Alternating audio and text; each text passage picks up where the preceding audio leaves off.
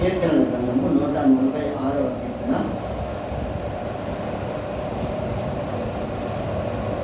146వ కీర్తన 5వ వచనాన్ని మనం ఎవనికి యాకోబు దేవుడు సహాయుడవునో ఎవడు తన దేవుడైన యెహోవా మీద ఆశ పెట్టుకొనునో వాడు ధన్యుడు. ప్రార్థన చేస్తుంది. దయగలిగిన మా తండ్రి, కృపామయుడ యేసయ్యాని బంగారు పాదాలకు మరొకసారి వందనాలైనా ఉదయకాల సమయంలో కొద్దిసేపు పాటలు పాడి అయ్యా మరి వాయిద్యములు వాయించి చప్పట్లు కొట్టి పాటలు పాడేవారితో పాటలు పాడి నేను మహిమపరిచిన ప్రతి బిడ్డను జ్ఞాపకం చేసుకొని నేను స్తుతించినందుకు ప్రతిఫలం ఈ పట్లపో నుంచి నీ బిడ్డల మీద మీరు దయచేయండి ఆయన వందనాలు చెల్లించుకుంటూ చదవబడినటువంటి లేఖనాలలోని అర్థాన్ని పరమార్థాన్ని మాకు తెలియచేయండి. అల్పుడను అయోగ్యుడను ఈ జ్ఞానము లేనివాడైనటువంటి నన్ను నీ సిలువ చాపు పరిగణ చేసుకొని నీ బోధగా వాడుకొని పరిశుద్ధాత్మదేవ మాతో అందరితో మాట్లాడి మమ్మల్ని బలపరిచి నడిపించిన రక్షకుడు విమోచకుడు కాపరి యేసుక్రీస్తు ప్రభు దివ్యనామంలో నిన్ను స్తుతించి ప్రార్థించి అడిగి వేడుకొంచున్నాము పరమ తండ్రి. చూద్దాం బిడ్డలారా, ఈ కీర్తనలో 146వ కీర్తనలో 5వ వచనంలో ఎవనికి యాకోబు దేవుడు సహాయుడవునో. యాకోబు దేవుడు ఈ పరిశుద్ధ బైబిల్ గ్రంథంలో మాట మనం అక్కడక్కడ చదువుకోవచ్చు. ఏ మాట అంటే అబ్రహాము దేవుడు, ఇస్సాకు దేవుడు, యాకోబు దేవుడు. అబ్రహాముకు దేవుడైన వాడు ఆయన కుమారుడు ఇస్సాకు దేవుడయ్యాడు. ఇస్సాకు దేవుడైన వాడు ఆయన కుమారుడు యాకోబు కూడా దేవుడైనాడు. ఇస్సాకుకి 2 కుమారులే అయినా ఏశావుని అంతగా ప్రేమించలేదు, యాకోబుని మాత్రమే దేవుడు ప్రేమించినట్టుగా రోమీయులకు రాసిన పత్రిక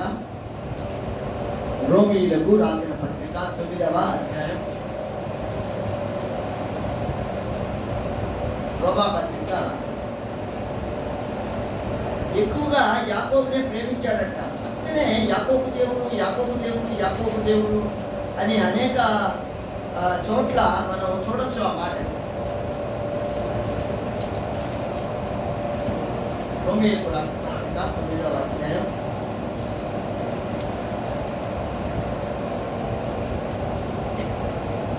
10వ వచనం నుంచి 11వ వచనం వరకు చదువు. అంతేకాదు మన తండ్రి అయిన ఇస్సాకు అను ఒకని వలన గర్భవతి అయినప్పుడు ఏర్పాటును అనుసరించిన దేవుని సంకల్పము క్రియల మూలముగా కాక పిలుచువాని మూలముగానే నిలకడగా ఉండు నిమిత్తము పిల్లలు ఇంకా పుట్టి ఏదైనాను కీడైనను చేయక ముందే పెద్దవాడు చిన్నవానికి దాసుడగును అని ఆమెతో చెప్పబడిన ఇతను కూర్చి నేను యాకోబుని ప్రేమించి తిని ఏశావును ద్వేషించి తిని అని వ్రాయబడి ఉన్నది. ఆ మాట మలాకి గ్రంథంలో రాసింటాడు. ఇక్కడ మనం గమనించినప్పుడు పిల్లలు ఇంకా పుట్టగా ఇస్సాకి రిబ్కాకి ఇంకా పిల్లలు పుట్టలా. పిల్లలు పుట్టక ముందే చెప్పబడిందంట. ఏమని చెప్పబడింది అంటే నేను ప్రేమించాను యాకోబుని. యాకోబుని ప్రేమించడానికి ఆయన ఇంకా పుట్టలేదు కదా. అందుకే ఇక్కడ ఏమంటాడంటే దేవుని సంకల్పం మన తండ్రి అయిన ఇస్సాకు అను ఒకరి వలన గర్భవతి అయినప్పుడు ఏర్పాటును అనుసరించిన దేవుని సంకల్పం. ఏర్పాటు చేసుకుంటున్నాడు దేవుడు. ఎవరిని? యాకోబుని, యాకోబు సంతానాన్ని ప్రేమించి ఆయన ఒక గోత్రముగా ఒక పెద్ద దేశముగా ఏర్పాటు చేయడానికి సంకల్పం ఏర్పాటు చేసుకున్నాడు దేవుడు. ఇశ్రాయేల్ యాకోబుకి ఇశ్రాయేలు అని పేరు పెడతాడు. ఆయన పేరు పెట్టిన తర్వాత వాళ్ళ సంతానం ఒక ప్రచండ గుంపుగా తయారవుతుంది. వారు ఒక దేశాన్ని ఏలబోతున్నారు అన్నటువంటి ప్రణాళిక దేవునికి ముందుగానే ఉంది. పుట్టక ముందే, మనం పుట్టక ముందే దేవుడు ఒక ప్రణాళికని సిద్ధం చేస్తాడు మన ద్వారా. మనం అర్థం చేసుకోవాలి, అరే దేవుని సంకల్పం చొప్పున నేను జన్మించాను కాబట్టి దేవుడు ఏ విధంగా నన్ను వాడుకోబోతున్నాడు. ఇక్కడ పిలవలేదు కదా, అంటే క్రియల మూలముగా కాదు, క్రియల మూలముగా కాక పిలుచువాని మూలముగానే నిలకడగా ఉండే నిమిత్తం. అది నిలకడగా ఉండాలి ఆయన ప్రణాళిక. అంటే మన క్రియల మూలకంగా మనల్ని పిలవలేదండి. మనం ఏదో మంచి చేసాము, బాగు చేసాము, యేసు ప్రభుకు ఉపవాసాలు ఉన్నాము అని మనల్ని పిలుచుకోవాలి. ఆయన ముందుగానే పిలుచుకున్నాడు మనల్ని. పిలిచిన తర్వాతే వచ్చాం ఆయన దగ్గరికి. మనం ఆయన పిలుపు మేరకే మందిరానికి పోవాలి, యేసు ప్రభు యందు విశ్వాసం ఉంచాలి అనేటువంటి ఆలోచన మనకు కలిగింది. లేకపోతే ఆయన ఏర్పాటు లేకపోతే కలగదు దేవుని బిడ్డ. అందుకే ఎవరికి యాకోబు దేవుడు సహాయుడవునో అని రాస్తాడు అక్కడ. ఎవరికి యాకోబు దేవుడు సహాయం చేస్తాడు? ఏమండి, ఆయన ప్రణాళిక ఉంటే వాళ్ళకి మాత్రమే సహాయం చేస్తాడు. ఆయన పుట్టించిన వారికి అందరికీ సహాయం చేస్తాడు. ఆయన పిలిచిన వారికి అందరికీ సహాయం చేస్తాడంట దేవుడు. కాబట్టి నిన్ను పిలిచాడు, మనల్ని అందరినీ పిలిచాడు. ఆ ప్రణాళికలో మనం ఉన్నాము. కాబట్టి మన కర్తవ్యం ఏమిటి, మన కర్తవ్యం ఏమిటి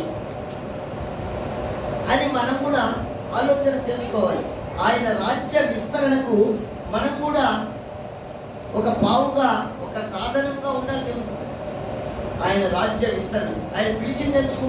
పుట్టించక మునిపే ఆయన ఏర్పాటు చేసుకున్నాడు మనల్ని. వీళ్ళు నా పని చేయాలి, వీళ్ళు చేయాలి, వీళ్ళు చేయాలి. మనం అనుకుంటామా? మన బిడ్డ తల్లి గర్భంతో ఉండేటప్పుడు మనం అనుకుంటామా? మనం కూడా అనుకుంటాం కదా అప్పుడప్పుడు, వీడిని చదివించాలి, వాడిని చదివించాలి, వీడిని చేయాలి, ఆ బాబుకి ఈ చొక్కాలు బాగుంటాయి, లేకపోతే మా అక్కకి ఈ గౌన్లు బాగుంటాయి. మనకు కూడా ఒక ప్రణాళిక ఉంటుంది. అలాగే ఇక్కడ తండ్రి అయిన దేవుడు పుట్టించక మునిపే ఆయన ఒక ప్రణాళిక కలిగి ఉన్నాడు మన పట్ల. కాబట్టి ఇక్కడ ఏమంటున్నాడు? క్రియల మూలముగా కాక పిలుచువాని మూలముగానే నిలకడగా ఉండే నిమిత్తము పిల్లలింకా పుట్టి మేలైనను కీడైనను చేయకముందే. మేలు చేయాల, కీడు చేయాల. పుట్టకముందు ఏం చేస్తారండి? ఏం చేయలేరు కదా. కాబట్టి చెయ్యక ముందే పిలుచుకున్నాడు ఆయన. మనం కూడా అంతే కదా. మనం ఏం చేస్తాం? మనం పుట్టిన తర్వాత మనం అనుకుంటాం, మేము దేవుడిని నమ్ముకున్నాం అంటే, మేము మనల్ని నమ్ముకున్నామండి, మేము 10 ఏళ్ళు అయిందండి, మేము 5 ఏళ్ళు అయిందండి, మేము బాప్టిజం తీసుకొని 1 సంవత్సరం అయిందండి, బాప్టిజం తీసుకొని 10 ఏళ్ళు అయిందండి అనుకుంటాం మనం. అది కూడా ఆయన సంకల్పమే. మందిరానికి రావడం, రాకపోవడం అది కూడా ఆయన పిలిపే, ఆయన సంకల్పమే. రావడం లేదంటే పిలుపు లేదు, వదిలేస్తాడు.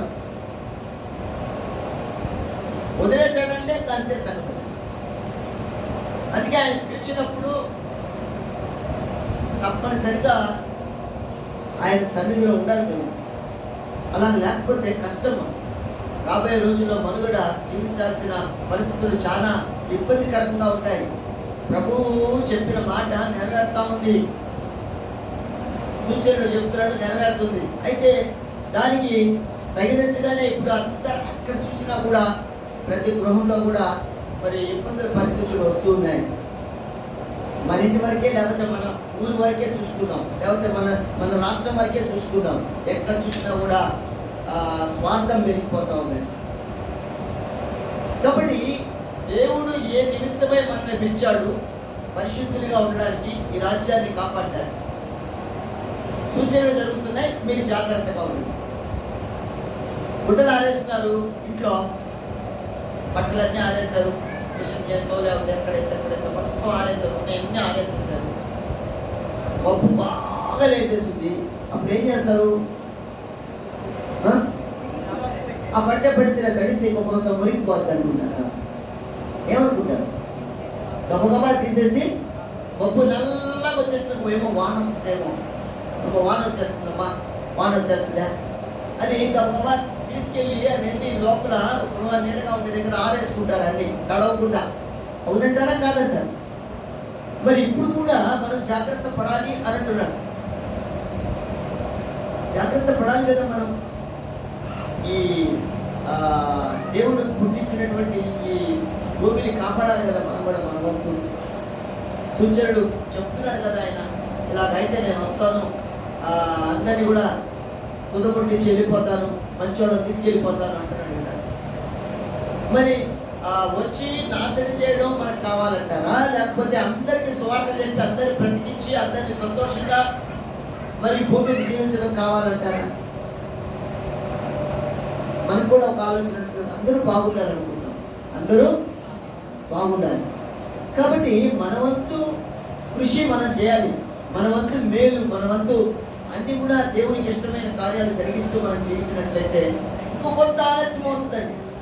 అందుకనే ఒక దగ్గర రాస్తాడు, దేవుడు ఇంకా ఆలస్యం ఎందుకు చేస్తున్నాడంటే అందరూ మారు మనసు పొందుకోవాలని అని రాశాడు. అందరూ మారు మనసు పొందుకోవాలని దేవుడు ఆలస్యం చేస్తున్నాడంట. ఆలస్యం చేసేదానికి కారణం అదే, లేకపోతే ఎప్పుడో ఈ వరకు జరిగిపోయేది కార్యం కూడా. కాబట్టి ఆయన ఎవరికి సహాయం చేస్తాడంటే ఆయన వైపు చూసిన వాళ్ళకి అందరికీ ఆయన సహాయం చేస్తాడు. హల్లెలూయా. ఆయన వైపు ఎవరు చూస్తారో వాళ్ళకి మాత్రమే ఆయన సహాయం చేస్తారని చక్కగా రాకపోతే చూడండి. మలాకీ గ్రంథము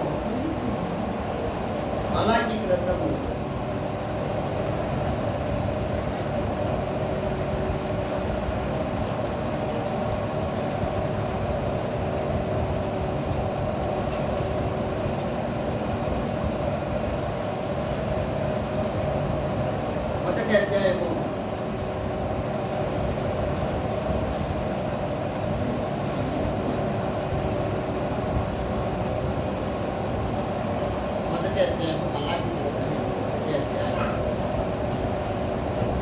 2-3 వచనాలు. యెహోవా సెలవిచ్చినదేమనగా, నేను మీ ఎడల ప్రేమ చూపి ఉన్నాను, అయితే మీరు ఏ విషయమందు నీవు మా ఎడల ప్రేమ చూపితివందుడు ఏశావు యాకోబునకు అన్నకాడా, అయితే నేను యాకోబును ప్రేమించింది. అక్కడ ఏశావు యాకోబు ఇద్దరు అన్నదమ్ములే కదా. మరి ఎందుకు యాకోబుని ప్రేమించడం ఎందుకు, ఏశావుని ద్వేషించడం ఎందుకు? 3వ వచనం, ఏశావును ద్వేషించి అతని పర్వతములను పాడు చేసి అతని స్వాస్థ్యమును అరణ్యమందున్న. చూడండి ఇక్కడ 4వ వచనంలో, మనము నాశనమైతిమి, పాడైన మన స్థలములను మరలా కట్టుకొందము రండని ఎదోమీయులు అనుకొందురు. అయితే సైన్యములకు అధిపతి యెహోవా సెలవిచ్చినదేమనగా, వారు కట్టుకొన్నను, నేను వాటిని క్రింద పడద్రోయుదును. లోకులు వారి దేశము భక్తిహీనుల ప్రదేశమనియు వారి యెహోవా నిత్య కోపాగ్నికి పాత్రులనియు. చూడండి దేవుని బిడ్డలారా, ఇంకొక కింద వచనం కూడా చదువుకున్నాం. కనులారా దానిని చూచి ఇశ్రాయేలీయుల సరిహద్దులలో యెహోవా బహు ఘనుడుగా ఉన్నాడని. చూడండి ఇశ్రాయేలీయులతో చెప్తున్న మాట, ఇశ్రాయేలీయులను గూర్చి మలాకీ ద్వారా పలుకబడిన యెహోవా వాక్కు అని మొదటి వచనంలో రాస్తుంది. ఇశ్రాయేలీయులను గూర్చి, ఇశ్రాయేలు ప్రజలకి చెప్తున్నటువంటి మాట, వాళ్ళని గురించి వాళ్ళకి చెప్తున్న మలాకీ ప్రవక్త ద్వారా దేవుడు, నేను యాకోబుని ప్రేమించాను, ఏశావుని ద్వేషించాను, ఏశావు యొక్క క్రియల వల్ల. కాబట్టి ఏశావు ఎన్ని పర్వతాలు కట్టుకున్నా కూడా అలా పడగొసేస్తాడంట దేవుని బిడ్డ. మనము దేవునికి వ్యతిరేకంగా ఎన్ని పనులు చేసినా అవి సక్సెస్ కావు. ఆయన సహాయం చేయాల్సిందే మనకి. ఆయనకి వ్యతిరేకంగా మనం ఏం చేసినా కూడా జరగదు దేవుని బిడ్డ. ఇక్కడ రాయబడిన మాట అదే. వారు ఏశావును 4వ వచనంలో, మనము నాశనమైతిమి, పాడైన మన స్థలములను మరలా కట్టుకుందాము రండని ఎదోమీయులు అనుకుందు. అయితే సైన్యములకు అధిపతి యెహోవా సెలవిచ్చినదేమనగా, వారు కట్టుకొనను, నేను వాటిని కింద పడద్రోయుదును. లోకులు వారి దేశము భక్తిహీనుల ప్రదేశమనియు, వారి యెహోవా నిత్య కోపాగ్నికి పాత్రులనియు పేరు పెట్టుదురు. చూడండి పేరు ఏమొస్తుందో. కాబట్టి దేవుడు మనకి సహాయకుడుగా ఉండాలి. హల్లెలూయా. మనం ఎంత ప్రయత్నం చేసినా మనం ముందుకు జరుపుకోండి. మనం ఎంత ప్రయత్నం చేసినా మన సొంత ఆలోచనల ప్రకారం నా ఇష్టానుసారంగా నేను బ్రతుకుతాను, నా ఇష్టానుసారంగా సంపాదించుకుంటాను, నా ఇష్టానుసారంగా అన్ని జరిగించుకుంటాను అని మనం అనుకుంటే, మనం కట్టాలనుకుంటే, మనం చేయాలనుకుంటే ఏ పని కూడా జరగదంట. దేవుడు ఇక్కడ రాయబడింది మాట, నేనే తోసేస్తా వాటండి. ఎంత ప్రయత్నం చేసినా పనులు జరగవు మనకి. మనం అనుకుంటాం ఆ పూట మందిరానికి రాకపోతే పర్వాలేదులే, ఆ పని అన్న అయిపోతుంది అని మనం అనుకుంటాం. కానీ కాదు అని రాసింది ఇక్కడే. యాకోబుని ప్రేమించిన దేవుడు ఏశావుని ద్వేషించాడు. ఎందుకంటే ఆయన క్రియల వల్ల దేవుడిని భక్తిహీనత అనేది ఉంది ఇక్కడ. అదే భక్తిహీనులు అనుకుందును అని రాయబడింది. చూడండి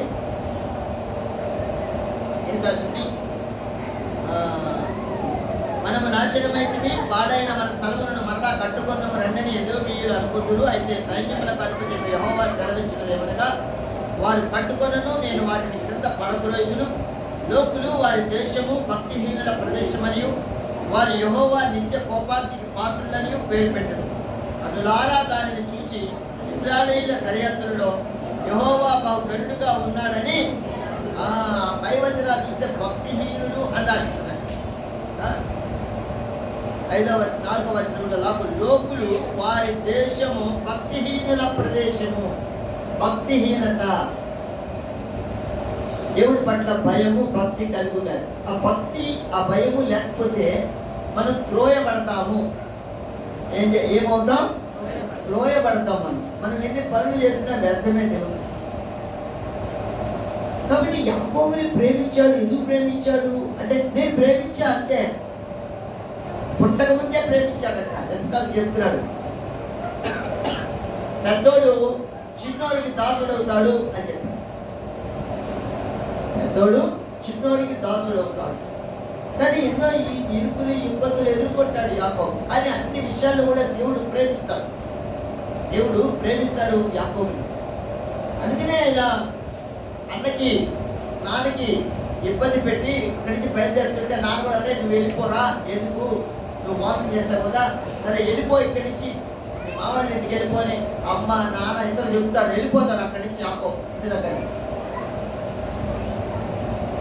వెళ్ళిపోయి ఒక దగ్గర పడుకుంటాడు రాత్రి. అక్కడ కల్లో కనిపించి దేవుడు చెప్తాడు, నువ్వు వెళ్ళే దగ్గర అల్లా కూడా నేనుంటాపు, నేను ఆశీర్వదిస్తా, నువ్వు ఎక్కడికి వెళ్ళినా తిరిగి వచ్చేదాకా నేను ఆశీర్వదిస్తా, నీకు తోడుగా ఉంటా అని వాగ్దానం చేస్తాడు దేవుడు యాకోబు. ఎందుకంటే తల్లి చెప్తే తల్లికి అక్కడ ఒక మాట, అమ్మ పాపం చేసినట్టు ఉంటుంది కదా అని హృదయంలో యాకోబు ఒక మాట అంటాడండి, తల్లికి మోసం చేసినట్టు కదా అని అంటాడు. అది కాదు, లేదులే అవన్నీ నేను చూసుకుంటానే పోటీ. ఆ మాట హృదయంలో ఉండేటువంటి ఆ మాటని గమనిస్తాడు దేవుడు.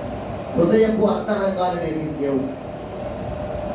యాకోబు అంటే మోసగాడనే వస్తుందండి.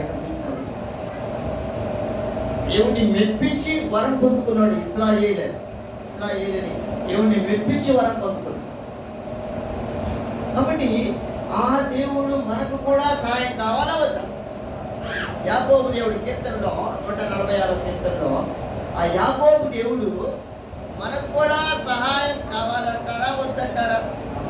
కావాలి. అది కావాలంటే ఏం చేయాలి అంటే, ఆ 146వ కీర్తన 5వ వచనంలో 2వ లైన్ చదువుకున్నాం.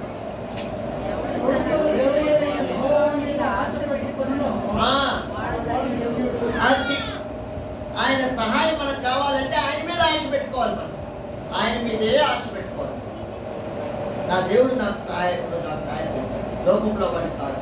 లోకులు అనుకుంటారు అందరూ కూడా, అలాంటి చదువులు లోకులు అనుకుంటారు వీళ్ళకి భక్తిహీనత, వీళ్ళ దగ్గరేది లేదు. కానీ మనకి ఎవరు కావాలా సహాయం? మనకి ఎవరు సహాయం కావాలి? దేవుడు సహాయం కావాలి. యాకోబు దేవుడు సహాయం కావాలి, అబ్రహాం దేవుడు సహాయం కావాలి. అబ్రహాంకి సహాయం చేశాడు దేవుడు. యుద్ధంలో 300 మందిని పని వాళ్ళని తీసుకెళ్ళాడు, తన దగ్గర పనిచేసే వాళ్ళని తీసుకెళ్లి యుద్ధాన్ని గెలుచుకొని వచ్చాడు అబ్రహాం. దేవుడు పెట్టారు. లోతు యొక్క 5 పట్టణాలు, సుధమ గోమర పట్టణాలు అన్నింటినీ జయించుకొని వచ్చాడు అబ్రహాం. అబ్రహాం దేవుడే. తండ్రి మాట జవదాట్లా. ఆయన చెప్పాడు, నీ కొడుకు నాకు బలి అర్పించండి, తీసుకెళ్ళిపోయాడు. బలి అర్పించాడు. భార్య అడుగుంటుందేమో, శారమ్మ అడుగుంటుంది, ఏమయ్యా ఎక్కడ తీసుకెళ్తాను? ఆ బలికిలే అక్కడ వస్తే ఏం చెప్పాలి? తన భార్యకి తీసుకెళ్ళి బలి అర్పించేస్తే వచ్చిన తర్వాత కొడుకేంటి అంటే ఏం చెప్పాలని, ఏం చెప్పాలి? ఆ భార్యకి ఏం చెప్పగలుగుతాడు? ఒకగానొక్క కొడుకే అయినా కూడా దేవుడి మీద విశ్వాసం. దేవుని బిడ్డలారా, నా కొడుకు ఏం కాదు, ఆయన ఏదో మొదలకు ఉంది ఇందులో, అందుకే నన్ను బలిమ్మన్నాడు. ఆయన నేను బలిచ్చేస్తా, ఆయనే బలిపిస్తాడు, ఆయన చేస్తాడు. అది కాదు, ఆయన పిలిచాడు, నేను వచ్చా, ఆయన చెప్పినట్టు చేస్తున్నా, ఇది కూడా ఆయన చెప్పినట్టే చేస్తా. ఆశ ఉంది, నా బిడ్డను బ్రతికిస్తాడు అనేటువంటి ఆశ అబ్రహాంకు ఉంది దేవుడు. అందుకే తీసుకెళ్తుంటే ఆ కొండ దగ్గరికి వెళ్ళి, మోరియా పర్వతం దగ్గరికి వెళ్ళిన తర్వాత అక్కడ ఉండే వాళ్ళందరూ అడుగుతారు. వాళ్ళతో చెప్తాడు, పని వాళ్ళతో గాడిదలు గిడిదలు అన్ని తీసుకెళ్తే అక్కడ పని వాళ్ళతో చెప్తాడు, నేను నా కొడుకు పైకి వెళ్ళి బలి అర్పించి వస్తాము, మీరు ఇక్కడే ఉండండి అని. వస్తాము అని అంటాడే కానీ వస్తాను అని చెప్పలేదండి. అంత నమ్మకం కలిగిన వాడు అబ్రహాము. అందుకే ఆయన మీదే మనం ఆశ పెట్టుకోవాలి. ఆయన మీద ఆశ పెట్టుకుంటే మన పని అంతా కూడా, ఏ పని నీకు జరగాలి, ఏ విషయంలో అయినా సరే, నీ ప్రతి విషయంలో ఆరోగ్యమా, లేకపోతే ఇంకోటి ఏదైనా సరే, ఆత్మీయంగా బలపడాలా, ఏదైనా సరే, దేవుడు బిడ్డారా, ఆయన మీద ఆశ పెట్టుకుంటే ఆ పని ఖచ్చితంగా నెరవేరుతుంది. అందుకే నిన్ను పుట్టించక ముందే నీ ఒక ప్రణాళికను తయారు చేశాడు. ఆ ప్రణాళికలో మనం ఉన్నాం. హల్లెలూయా. ఆ ప్రణాళికలో నేనున్నాను అని చెప్పండి. ఆ ప్రణాళికలో నేనున్నాను. ఆ ప్రణాళికలో నేనున్నాను. దేవుని సంకల్పము నా కోసమే జరుగుతుంది. ఏమంటారా? మన కోసం సంకల్పం చేసి ఆయన ప్రణాళికలో మనల్ని పుట్టించాడు. మనం అందరం ఆయన బిడ్డలం. మన సొంత ఆలోచనలు అవన్నీ ఉండకూడదంటే దేవుని సంబంధించినవన్నీ చెప్పేది నేను. సొంత ఆలోచనలు, వెళ్ళిపోదాంలే, అక్కడికి వెళ్ళిపోదాం, చెప్పాలి అర్థం పడగొట్టేస్తానని రాసినాడు మనకి. నువ్వు సొంతగా దేనికి వెళ్ళినా సరే నేను పడగొట్టేస్తాను. నీ సొంత ఆలోచన ప్రకారం వెళ్తే నేను పడగొట్టేస్తాను. నేను నీకు సాయం, నా సంకల్పంలో నువ్వు ఉన్నావు కాబట్టి నేను చెప్పినట్టుగా విను అంటున్నాడు ఆయన. ఆయన నా మీదే ఆశ పెట్టుకో. ఆయన మీద ఆశ పెట్టుకోవాలా, లేకపోతే ఎవరి మీద ఆశ పెట్టుకోవాలండి? తన ఇష్ట ప్రకారం ఎన్నుకున్న దేవుడు ఆయన. ఎవరి ఇష్ట ప్రకారం? ఆయన ఇష్ట ప్రకారమే. ఆయన ఇష్ట ప్రకారం ఎఫ్ఎస్సీ పత్రిక 1వ అధ్యాయం, ఎఫ్ఎస్సీలకు రాసిన పత్రిక, ఎఫ్ఎస్సీ పత్రిక 1వ అధ్యాయం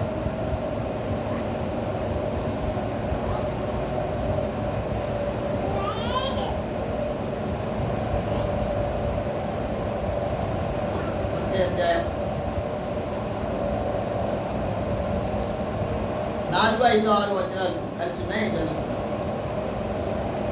ఎఫెసీయులకు రాసిన పత్రిక 1వ అధ్యాయం 4, 5, 6 వచనాలు.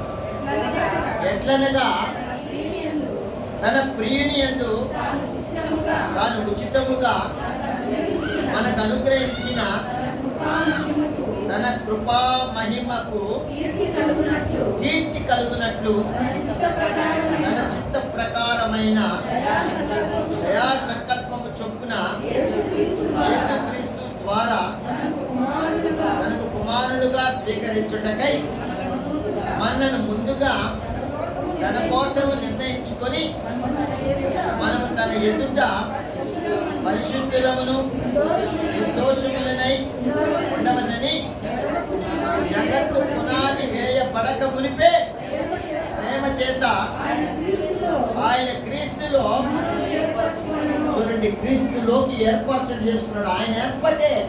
యేసు ప్రభు నమ్ముకొని మనం వచ్చామంటే ఇది ఆయన ఏర్పాటే. లోకంలో అనేక మంది దేవుళ్ళు దేవతలు ఉన్నారండి.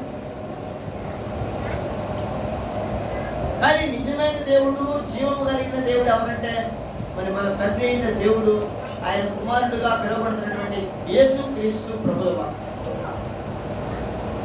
ఆయన ఎందుకు పుట్టించాడు? మన కోసం. ఆయన ఎందుకు పుట్టించాడంటే మన కోసం. ముందు ఆదాము హవ్వలు పుట్టారు. ఆ తర్వాత దేవుడు ఏదైనా మనములో ప్రభువుల వారి యొక్క పుట్టుకల గురించి చెప్తాడండి 3వ అధ్యాయం. చూడండి, మనం పుట్టిన తర్వాతే పుట్టాడు ఆయన ప్రభువుల వారు. అయితే మనకన్నా ముందు నుంచే ఉన్నాడు. కానీ శరీరధారిగా మన కోసం పుట్టాడు, మనల్ని రక్షించడానికి, మనల్ని కాపాడటానికి. ఆయన దయా సంకల్పమే, ఆయన పిలిపే. మనల్ని పుట్టించకముందే మనం ఏం చేస్తామో, ఎట్లా బ్రతుకుతామో, ఏ విధంగా ఉంటామో అన్నీ తెలుసాయి. అన్నీ తెలియకుండా పోలేదు. మనం చేసే ప్రతి పని ఆయనకి తెలియదులే అనుకుంటాం మనం, కానీ అన్నీ తెలుసండి. ప్రతిదీ తెలుసు.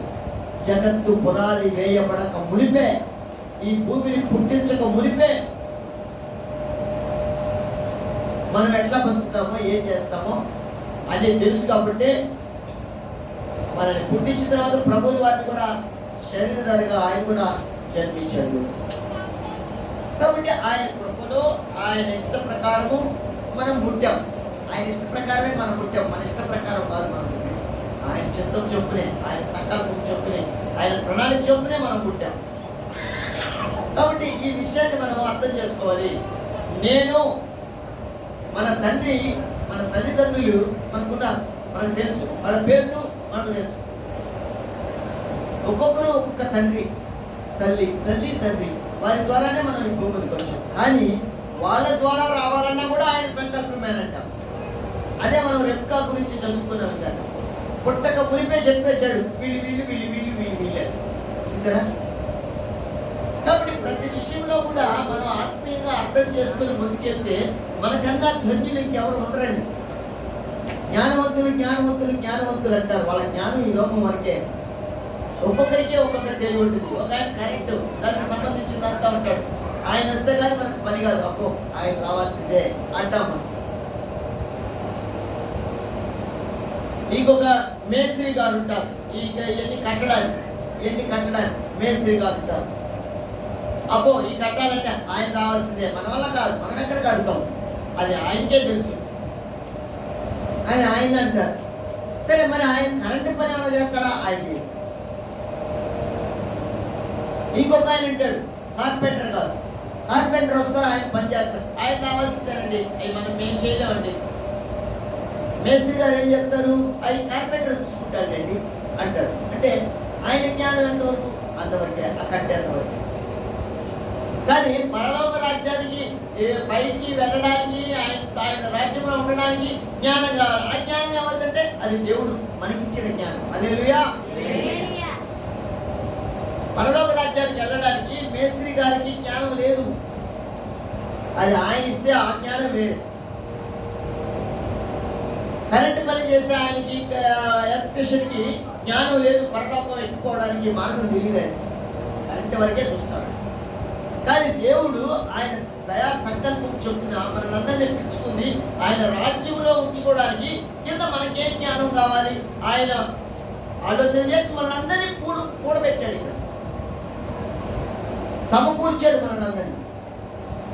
ఈ లోకాన్ని అంతటినీ సమకూరుస్తున్నాడు. అక్కడక్కడ ఎక్కడ ఆయన ఇష్టపడతాడో, ఏ ప్రదేశంలో ఆయన ఇష్టపడతాడో ఆ ప్రదేశంలో అంతా ప్రజలు, ఆయన భక్తులు కూడుకుంటూ ఉన్నారండి. ప్రతి పరిశుద్ధ దేవుడు ఆయన ఏర్పడ్డది. ఆదివారమే వెళ్తాడా? మిగతా రోజుల వారు అవును ఆదివారమే పోతుంది, పరిశుద్ధ దినం మాత్రం. ఏ రోజు రాడా అంటే మీ ప్రభువా పిలిస్తే అంటారు కొంతమంది. వెళ్తారు వస్తాడా? వాళ్ళకి ఏం తెలుసు? ప్రభు గురించి, ప్రభు ప్రణాళిక గురించి, ప్రభు యొక్క సంకల్పం గురించి అవన్నీ వాళ్ళకి ఏం తెలుసండి? తెలియదు. దేవుడు ఆ జ్ఞానం మనకి ఇచ్చాడు. హల్లెలూయా. అందుకే ఎవడు తన దేవుడైన యెహోవా మీద ఆశ పెట్టుకున్నో వాడు ధన్యుడు, ఆశీర్వదించబడిన వాడు. భూమి ఆశ పెట్టుకుంటే ఆయన మీద, అయ్యా నీ మీద ఆశయ. ఎందుకంటే అదిగో పరలోక రాజ్యాన్ని తీసుకెళ్తాం. చచ్చిపోయిన తర్వాత ఎవరన్నా అడగండి, చచ్చిపోయిన తర్వాత ఆడిపోతామంటే ఆడిపోతారా? ఆడిపోతారు. చచ్చిపోయిన తర్వాత ఆడిపోతారా? పూడ్చిపెట్టేస్తారా అంటారు. కొంతమంది కాల్ చేస్తారా చచ్చిపోతారా? మనకి ఏం తెలుసు? ఆత్మ ఉందని, ఆ ఆత్మని రక్షించుకోకపోతే పాతాళానికి వెళ్ళిపోతుందని ఆత్మ, లేకపోతే రక్షించుకుంటే దేవుని రాజ్యంలో ఉంటుందని వాళ్ళకి అందరికీ తెలుసు. ఆ జ్ఞానం లేదు వాళ్ళకి. దేవుడు మనకి ఇచ్చాడు ఆ జ్ఞానం. ఎందుకు ఇచ్చాడు? ఆయన ప్రణాళిక మనం ఉన్నాం కాబట్టి మనకి ఇచ్చాడు. పెళ్లి పత్రిక, పెళ్లి మన ఇంట్లో అండి. పెళ్లి మన ఇంట్లో జరుగుతుంది. మనం ఈ చంద్రబాబు నగర్లో ఉన్నాము. కల్పగిరి కాలంలో ఇళ్ళు అందరికీ ఇచ్చేస్తాం మన పెళ్లి పత్రిక. ఏయా ఆడికి పోయామనుకో పెళ్లి పత్రిక ఎత్తుకొని, అంటే మా అబ్బాయికి పెళ్ళి రండి అంటే, ఎవరు మీరు ఎప్పుడు చూడలేదే అని అంటారు. అంతే అంటారా? వస్తామండి అంటారా? మనం అడతారు ముందు, అసలు మీరు ఎవరే మాకు పెళ్లి పత్రిక, ఎవరు కావాలా మీకు? పక్కిల్లా, ఎదురిల్లా, లేకపోతే పక్కిల్లా అంటారు కదా. కాబట్టి అందరిని పిలవాలా దేవుడు అందరినీ, లోకంలో ఉండేవాళ్ళు అందరూ ఉన్నారు. ఎంతమంది గుళ్ళకి వెళ్ళేవాళ్ళు, ఎంతమంది మరి మసీదులకి వెళ్ళేవాళ్ళు, వాళ్ళు దేవుడిని ఆరాధించేవాళ్ళు, దేవుడికి పూజించేవారు ఎంతమంది ఉన్నారండి. వాళ్ళందరినీ పిలిచాడా? లేదే. సువార్త చెప్పండి అన్నాడు. మనల్ని ఏర్పాటు చేసుకుని వాళ్ళకు కూడా చెప్పండి సువార్త. వాళ్ళకు కూడా, వాడు కూడా రక్షించబడాలి, వాళ్ళకు కూడా జ్ఞానం కావాలి, దేవుడి జ్ఞానం కావాలని వాళ్ళతో మనకందరికీ చెబుతున్నాడు దేవుడు. నేను మిమ్మల్ని ఏర్పాటు చేస్తున్నాను, మీరు వెళ్ళి అన్ని చేసేసేయండి, పనులంతా సర్వలోకానికి వెళ్ళిపోండి, వెళ్ళి అందరినీ పట్టుకురండి, వాళ్ళకంతా కూడా జ్ఞానాన్ని వినిపించండి, దేవుడి మర్మాలు తెలియజేయండి అని దేవాది దేవుడు మనకి ఆజ్ఞ ఇస్తున్నాడు. దేవుడు ఆయన ప్రణాళికలో మనం ఉన్నాం. ఆయన దయా సంకల్పమే. ఆయనకి వ్యతిరేకంగా ఏ పని జరగదు. ఇది గుర్తుపెట్టుకోవాలి మనం. మలాకి గ్రంథం 1వ అధ్యాయం. ఆయన్ని నేను వెనకేసుకొని ఆయన మళ్ళా సంగతి మళ్ళీ చూద్దాంలేని నేను వెళ్తే అది జరగదు అని నీ హృదయంలో ఉంటే నువ్వు దేవునికి లోపడినట్టే. భక్తిహీనత కాదు, అది భక్తి. అది భక్తి.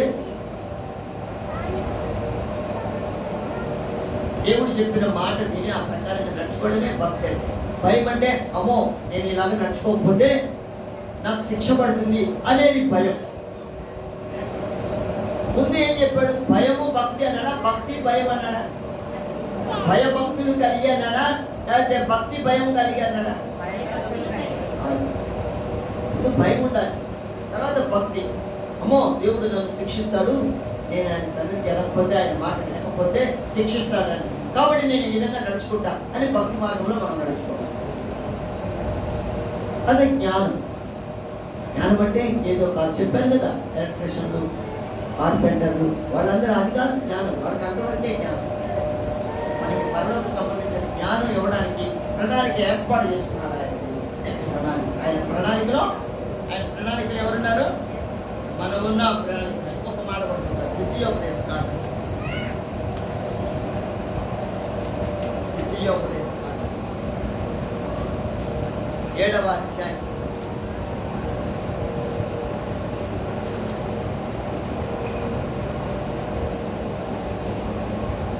ద్వితీయోపదేశ కాండం 7వ అధ్యాయం.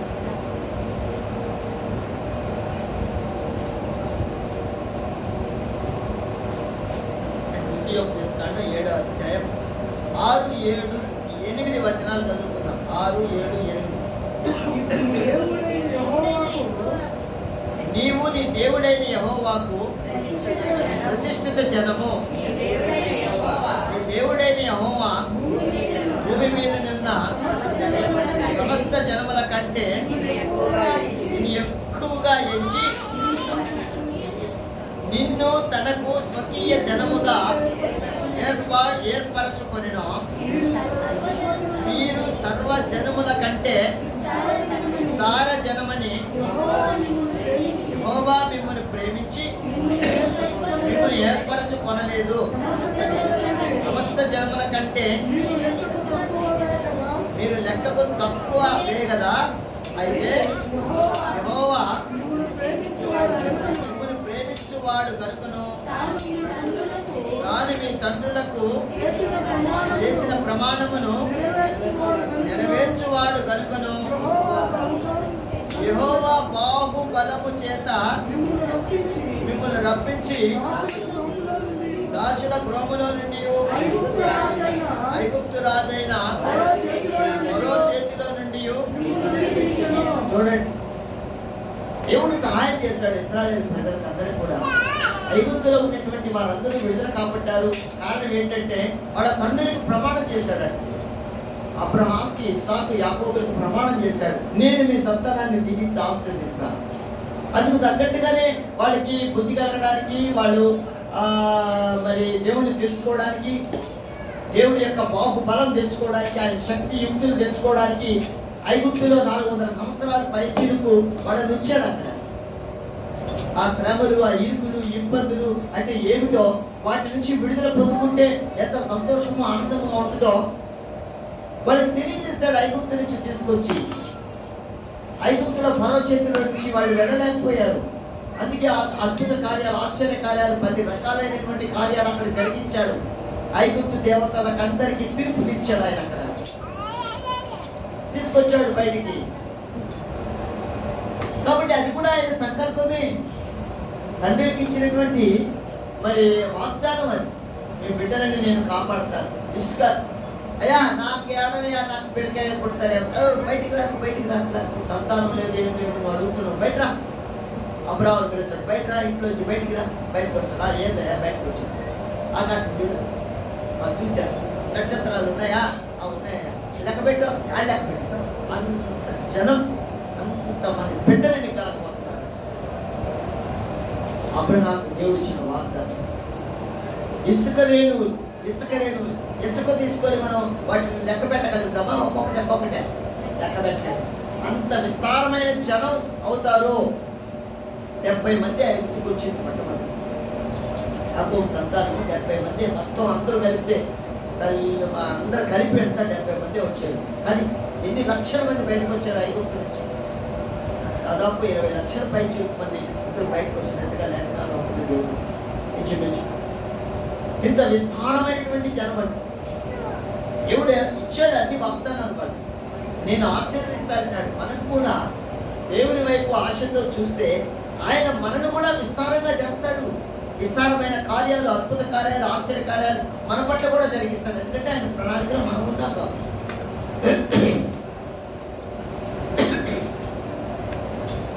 నీ దేవుడైన యెహోవాకు ప్రతిష్ఠిత జనము, నీ దేవుడైన యెహోవా భూమి మీద ఉన్న సమస్త జనముల కంటే నిన్ను ఎక్కువగా ఇచ్చి, అందరికన్నా కూడా ఎక్కువగా ఎంచుకున్నాడు మనల్ని. అందుకే ఆయన సన్నిధికి పిలుచుకుంటున్నాడు.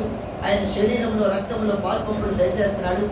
నాకు ఇష్టలుగా ఉండండి, నా బిడ్డలుగా ఉండండి. ఆయన మీకు ఏం కావాలని నన్ను అడగండి, నా మీద ఆశ పెట్టుకోండి, అడుగుని మీకు ఇవ్వడు. ఏం కావాలో అడగండి, ప్రార్థన చేయండి, ఇస్తాను నేను మీకు. గత వారం చూసాం ఎలాగ ప్రార్థన చేయాలో, ఎలా ఉండాలో. ఆయన ఇచ్చిన ఇంటిలో ఎన్ని గదులు ఉంటాయో అన్ని మనం ధ్యానం చేసాం గత వారం. కాబట్టి ఇల్లు కట్టుకున్న వాళ్ళు ఎలా ఉంటారంటే చాలా సేఫ్గా ఉంటారు, సంతోషంగా ఉంటారు. ఆయన మీద ఆశ పెట్టుకున్న వాళ్ళంతా కూడా సంతోషంగా ఉంటారు. హల్లెలూయా. మన చూపు ఆయన మీద కాకుండా పక్క చూపుకి ఎందుకంటే ఇబ్బందులు పడతాం. పోతూ ఉన్నామండి, బండి మీద పోతూ ఉన్నాం, సర్రమని బండి మీద, రోడ్డు మీద పోతూ ఉన్నాం. చూసుకుంటూ పోతుంటామా? లేకపోతే ఎట్లా వెళ్తాం? బండి మీద వెళ్ళేటప్పుడు చూస్తా పోతుంటాం కదా నేరుగా. అదే మనం ఇంటి చూసి తోలుకుంటా పోయి మనకి ఏమవుతుంది? ఎట్లా చూస్తే ఏమవుతుంది? ఇటు చూసామండి, ఇటు చూసినా ఏమవుతుంది? అదే యెహోషువ గ్రంథంలో రాసిన మాట.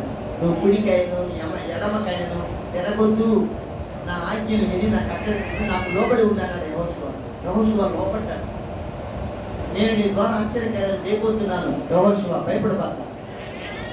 మోషేకి తోడైన నీకు కూడా తోడైన యెహోషువ తోడైన దేవుడు మనకు కూడా తోడై ఉన్నాడు. హల్లెలూయా. మనకు కూడా తోడై ఉన్నాడు. కుడికి ఎడమకి చూడకూడదు. యెహోషువ గ్రంథం మొదటి అధ్యాయంలో రాయబడి ఉంటాయి 6, 7, 8 ఆ వచనాలు ఉంటాను. నేను నీకు కూడా తోడుగా ఉంటా, కుడి కానీ ఎడమ కానీ చూడవద్ద, నేరుగా చూడు, నా వైపు చూడాలి. కుడి ఎడమలు చూడటం అంటే లోకంలో ఉండే వాళ్ళ వైపు ఆశపడి మరిగించడం, కాబట్టి అలా చూడకూడదు అంటాడు. కాబట్టి అందుకనే ఇక్కడ మనం ఇంకొక మాట గమనించినప్పుడు ఆయన కృపని కూడా ఇచ్చే దేవుడు అంట. ఏమిచ్చే దేవుడు? ఆయన కృపని మనకి అనుగ్రహించే దేవుడు. కృప అంటే మనం ఏదైతే లేమిలో ఉంటామో దాన్ని అంతా మనకి ఇవ్వడానికి సిద్ధపడ్డ దేవుడు. ఎందుకంటే ఆయన ప్రణాళికలో ఉన్నాం కాబట్టి ఆయన మనకందరికీ ఏం చేస్తారంటే ఆయన కృపని మనకి అనుగ్రహిస్తాడు. రోమీయులకు రాసిన పత్రిక 11వ అధ్యాయం.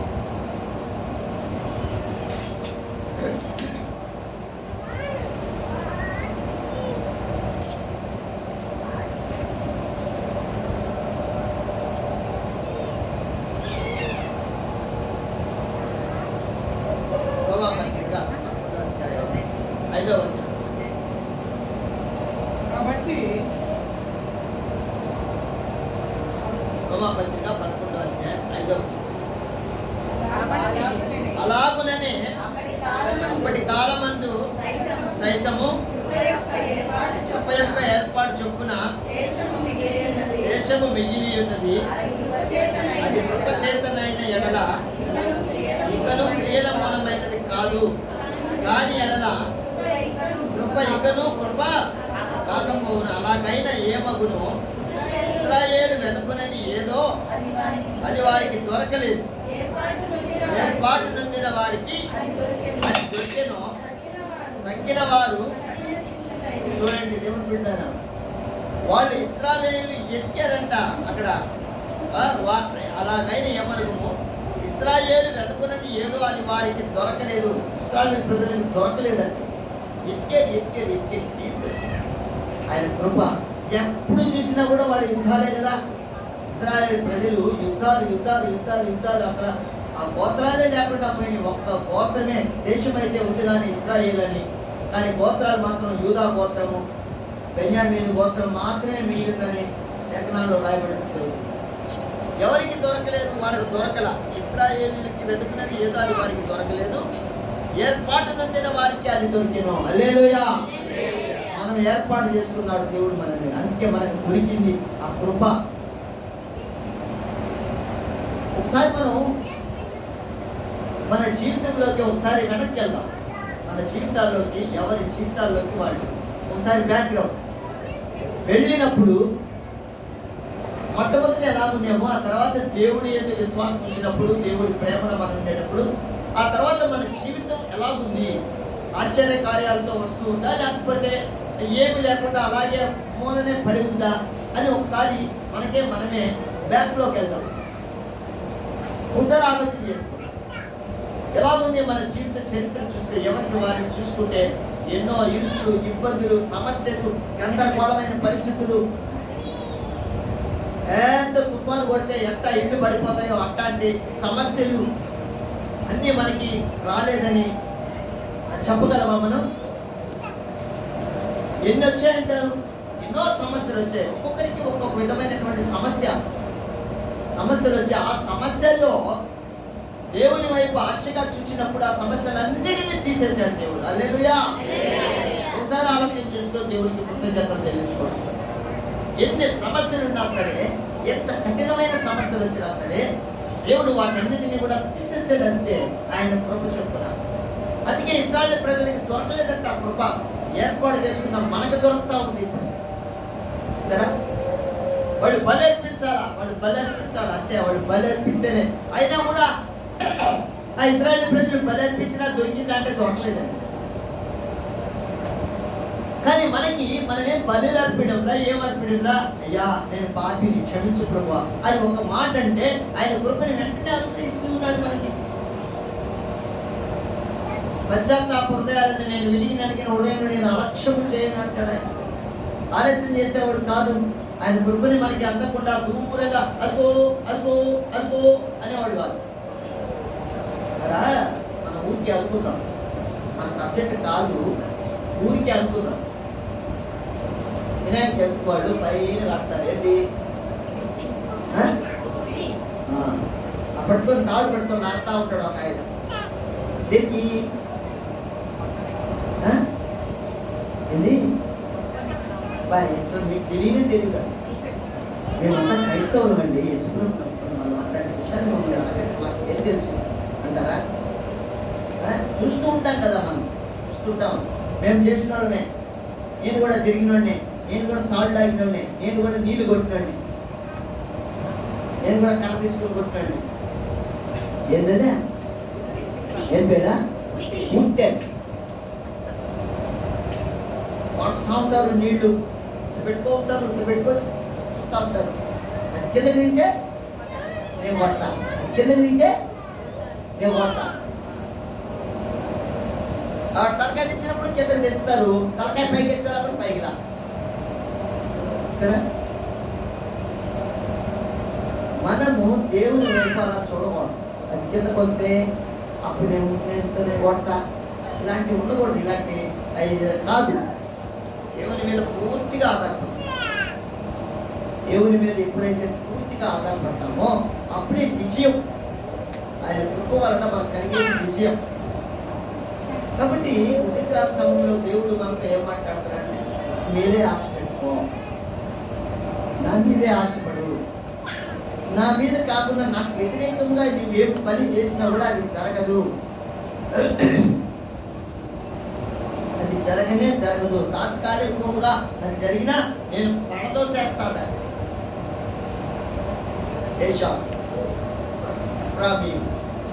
సంతానం వాడు ఏం చేసినా సరే అన్ని వ్యతిరేకమైన అన్ని నష్టమే. దేవుని మీద ఆశ పెట్టుకుంటే దేవుని ఇంకొక మాట ఎఫ్సీలు రాస్తున్నారు. కృప అంటే కృపను గురించి ఇంకొక మాట. ఎఫ్సీ పత్రిక 2వ అధ్యాయం.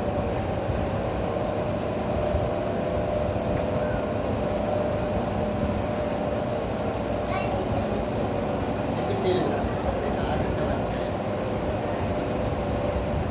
8-9 వచనాలు. 8-9 వచనాలు. మీరు విశ్వాసము ద్వారా కృపచేతనే రక్షింపబడి ఉన్నారు. ఇది మీ వలన కలిగిన కాదు, దేవుని వరమే. అది క్రియల వలన కలిగినది కాదు. కనుక మనం ఎవరు కూడా నేను దేవుడు నమ్ముకున్నా, అదే నువ్వు దేవుడు నమ్ముకున్నా, అది ఆయన సంకల్పం. చాలా మంది అంటారు, ఏమో దిగిపోయా, ఏం దిగిపోయాను, నేను ఎక్కిపోతున్నాను. అయినా ఒక ఆమె అడిగింది, పాటలు పడుకుంటా పోతున్నాను, సువార్త చెప్పుకుంటా. ఆడు చూసింది ఒక అవునండి, మా షాప్కి వచ్చాను. ఏమన్నా నువ్వు దిగిపోయా? నేను దిగిపోలేదమ్మా, నేను ఎక్కిపోతున్నాను, నువ్వే దిగిపోతావు యేసుప్రభువు నమ్ముకోకపోతే మాట్లాడాలనుకున్నా. నవ్వుకుంటా ఉన్నాను. ఏందో ఏమర్థమైందో, నేను ఎక్కిపోతున్నానమ్మా, నువ్వు దిగిపోతావు. ఎక్కిపోయేది దిగిపోయేది ఆయన కృపచేతనే రక్షింపబడ్డాము. ఇది మనం చేసుకున్నది కాదు. మనం ఏదో యేసుప్రభువు నమ్ముకుంటాను, లేకపోతే ఆయన ఇది అయినది అని కాదు. వాళ్ళు చెప్తేనే వీళ్ళు చెప్తేనే అది కాదు. ఆయన కృప ఉంది కాబట్టే వాళ్ళు చెప్పినా నమ్మావు, వాళ్ళు చెప్పినా నమ్మవు. నువ్వు కొంతమంది చెప్పినా కూడా నమ్మరు. ఎందుకు? ఆయన కృప లేదుగా. కొంతమంది చెప్తే వస్తారు, ఎందుకు? ఆయన కృప ఉంది కాబట్టి. ఆయన కృప ఉంటేనే మనం ఆ సన్నిధిలోకి రాగలుగుతాం, లేకపోతే తిరుగుతూ ఉంటాం. కాకి తిరిగిలా, కాకి ఎట్ట వెళ్ళిపోయిందా? కాకి నెహెమ్యా నోవహు కాకిని వదిలిపెట్టి వెళ్ళిపోయింది. ఎట్ట వెళ్ళిపోయింది? అదే శవాల మీదకి ఏరుకుంటా తినదని వెళ్ళిపోయింది. అట్ట వెళ్ళిపోతాం. ఆయన ప్రణాళికలో మనం లేకపోతే, ఆయన ప్రణాళికలో మనం ఉంటే మనం ఆయన సన్నిధిలో ఉంటాం. ఇది మనం జ్ఞాపకం చేసుకోవాలి. ఇది మనం అందుకని ఇది ఎవడును అతిశయపడబడలే. నేను దేవుడు నమ్ముకున్నా, వాడు విగ్రహాలు మాట్లాడాలి అవన్నీ ఆయన చూసుకుంటాడు. ఆయన సంగతి ఆయన చెప్తే వాళ్ళు కూడా వస్తారు. ఆయన నమ్మకపోతే రాదు. ఆయన ప్రణాళికలు లేకపోతే వాళ్ళు రారు. నువ్వు వెళ్ళి చెప్పాలంటే ఆయన ప్రణాళిక. యేసుప్రభువు వారు చెప్పారు, నువ్వు పోయి వాళ్ళని రక్షించుకోవాలి. ఆయన పరిగెత్తాడు. ఆయన పరిగెత్తుకుంటా పోయి చెప్పాడు. ఆయన ప్రణాళిక ఉంది. ఆయన ప్రణాళిక ఉంది కాబట్టి రక్షించుకున్నాడు వాళ్ళు. కాబట్టి ఎక్కడున్నా ఎవరు ఆయనకి కావాలో వాళ్ళని వాడుకొని దేవుడు వాళ్ళని రక్షించుకుంటాడు. కాబట్టి ఈ రక్షణ విషయంలో అదే అంటాడు ఇక్కడ, మీరు విశ్వాసం ద్వారా కృప చేతనే రక్షింపబడి ఉన్నారు, ఇది మీ వలన కలిగినది కాదు, దేవుని వరమే. ఈ విశ్వాసం కావాలన్నా కూడా దేవుడి వరమే అంట. నీకు విశ్వాసం ఉందా లేదా అది కూడా దేవుడి ప్రణాళికే. దేవుని వైపు ఆశగా చూస్తే విశ్వాసంలో ఎదుగుతావు, నువ్వు ఒక వరం పొందుకుంటావు దేవుడి దగ్గర నుంచి. అది కూడా ఆయన వరమే, ఆయన ఇస్తేనే వరం. విశ్వాసంలో ఉండాలన్నా బయటికి జారిపోవాలన్నా అది కూడా ఆయన కృపే. అందుకనే మనం ఏం చేయాలా, కూడా బయటికి వెళ్ళిపోతే ఇబ్బంది పడతాం. పెద్ద జోరు వర్షం వస్తూ ఉంది, ఈ నీడ కావాలి మనకి, బయటికి వెళ్ళామంటే తడిచిపోతాం. బయటికి వెళ్ళామంటే మనం అపవాది యొక్క వల్ల చిక్కిపోతాం. కాబట్టి నాకు ఆయన సన్నిధిలోనే రక్షణ ఉంది అని ఎవరైతే పూర్తిగా ఆయన మీద ఆశ పెట్టుకుని ఉంటారో వాళ్ళందరూ కూడా ధన్యులే. వాళ్ళందరూ ఆ ఎంసీ సంఘానికి పౌలు గారు రాస్తూ చెప్పిన మాట, ఎంసీ సంఘానికి రాశాడు. వేమా వాళ్ళంతా ఎంసీ సంఘం మంచి డబ్బు కలిగిన సంఘం. తెస్సలోనిక అది కూడా అంతే. ఎన్ని మంచి మంచి సంఘాలంటే దేవుడు వాళ్ళందరినీ ఏర్పాటు చేసుకుని ధనవంతులు వీళ్ళందరూ కూడా ఆషామాషిగా ఏర్పాటు చేసుకోవాలి. వాళ్ళందరికీ నేర్పించాడు. వాళ్ళందరూ రావాల, మత్తులోంచి దిగాలి. వాళ్ళు ఆ మత్తు దిగాల. అబ్బో బాగా మత్తు పదార్థాలు బాగా తాగేవాళ్ళు, వాళ్ళంతా కూడా వ్యభిచారం చేసేవాళ్ళు. ఈ విధమైనటువంటి సంఘాలు ఇవన్నీ కూడా ఇక్కడ రాయబడిన సంఘాలు అన్నీ కూడా ఏది తక్కువైందే కాదు. అన్ని సంఘాలు వాళ్ళు అంతే, రాయబడిన సంఘాలు ఉన్నాయి.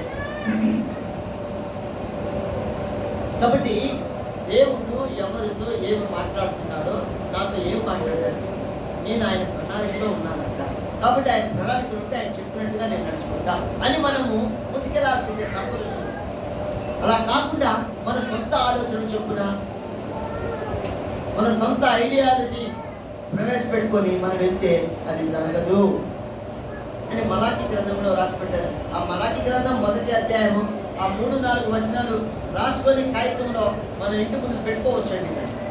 ఇంటి ముందు పెట్టుకోవచ్చు. అరే దేవుడు పడతో చేస్తాడంట నేను తప్పు చేస్తే అనేటువంటి మాట మనం రాసుకున్నామంటే ఎంతసేపు ఆశీర్వాదాలే. దేవుడి దగ్గరికి వస్తే నీకు ఆ ఆశీర్వాదం, దేవుడి దగ్గరికి వస్తే ఈ ఆశీర్వాదం, దేవుడి దగ్గరికి వస్తే ఆశీర్వాదం చెప్తావు. ఆ ఆశీర్వాదం కావాలంటే నువ్వేం చేయాలి అని చెప్పరు ఎవరు. అందుకనే మనమే రాసుకోవాలా, అది రాసుకోవాలా. దేవుడు నిన్ను దీవిస్తాడు. రాసినా కదా మనం కూడా, యెహోవా యందు భయభక్తులు గల వారి చుట్టూ ఆయన దూతలు కావలి ఉండి రక్షించును. ఆయన పట్ల భయము భక్తి ఉంటే దూతలు ఉంటారు మన చుట్టూ, రక్షిస్తారు. అది ఆయన ప్రణాళిక. ఇశ్రాయేలు ప్రజలందరినీ ఐగుప్తు నుంచి బయలుదేరనిచ్చాడు. బయలుదేరిస్తే అక్కడ ఆయన దూతల్ని పెట్టాడు. ఆయన దేవుడు దూతల్ని పెట్టాడు. పోండి మీరు వాడికి కాపలాగా ఉండండి. వాళ్ళకి తెలియదు ఆ సంగతి. అందుకే సముద్రాన్ని చూసి ఏడ్చారు వాళ్ళు, తిట్టారు మోషేని. ఏందయ్యా నీకు ఇది లేదా, మమ్మల్ని ఎక్కడికి తీసుకొచ్చావు, ఏది సమస్యలు, ఏది పరిష్కారం, ఎట్లా? అదిగో చూడు ఇరప రథాల మీద వస్తూ ఉన్నారు వాళ్ళు, తొక్కిచ్చేస్తారు మమ్మల్ని, పీసులు అయిపోతాం మేము అని ఇశ్రాయేలు ప్రజలందరూ వాళ్ళు చేస్తారు. అక్కడ వాళ్ళ చుట్టూ దేవుని దూతలు అన్నారు సంగతి వాళ్ళకి తెలియదు. అందుకనే దేవుడు దూతలను, ఆ దూతలకు ఆజ్ఞ ఇచ్చినప్పుడు ముందునే దూతలు వెనకెళ్ళిపోయి అక్కడ కనుమరుగు చేసేసారు. మబ్బులాగా వచ్చేసింది, కనపడలేదు. వాళ్ళు ఆలస్యం చేశారు. ఈ లోపల మరి ఇశ్రాయేలు ప్రజలందరినీ దేవుడు తూర్పు గాలి చేత సముద్రాన్ని 2 పాయలు చేసి లోపల నుంచి పంపించేశాడు. వెళ్ళిపోయారు అందరూ కూడా. వెంటనే మళ్ళీ వాళ్ళు కూడా బయలుదేరారు. సగం సముద్రంలోకి వచ్చిన తర్వాత సముద్రం మళ్ళా రెండుగా ఒకటి అయిపోయింది. అంతా మునిగి చనిపోయారు లోపల. అది దేవుడి ప్రణాళిక ఉంటుందా. వారి ఎప్పుడైతే మనం భయము భక్తి కలిగి ఉంటామో అప్పుడు మన చుట్టూ దేవుని దూతలు ఉంటారు. హల్లెలూయా. మనకి సూచన అదే, ఎర్ర సముద్రం సూచనే. మనకి ఎర్ర సముద్రం సూచనే మనకు గుర్తు రావాలి. మలాకి గ్రంథం 1వ అధ్యాయం ఆ 3-4 వచనాలు మనం రాసి పెట్టుకోవాలి. ఇంటి ఆ ముందు వాకిట్లో మనం వెళ్ళేటప్పుడు వచ్చేటప్పుడు చూసేటప్పుడు చూసుకోవాలి. నేను దేవునికి ఏది చేసినా వ్యతిరేకం చేసినా అది ఫలించదన్న సంగతి మనం రాసుకోవాలి. ఆయన కృప కావాలి. ఏం కావాలి? ఆయన కృప కావాలి.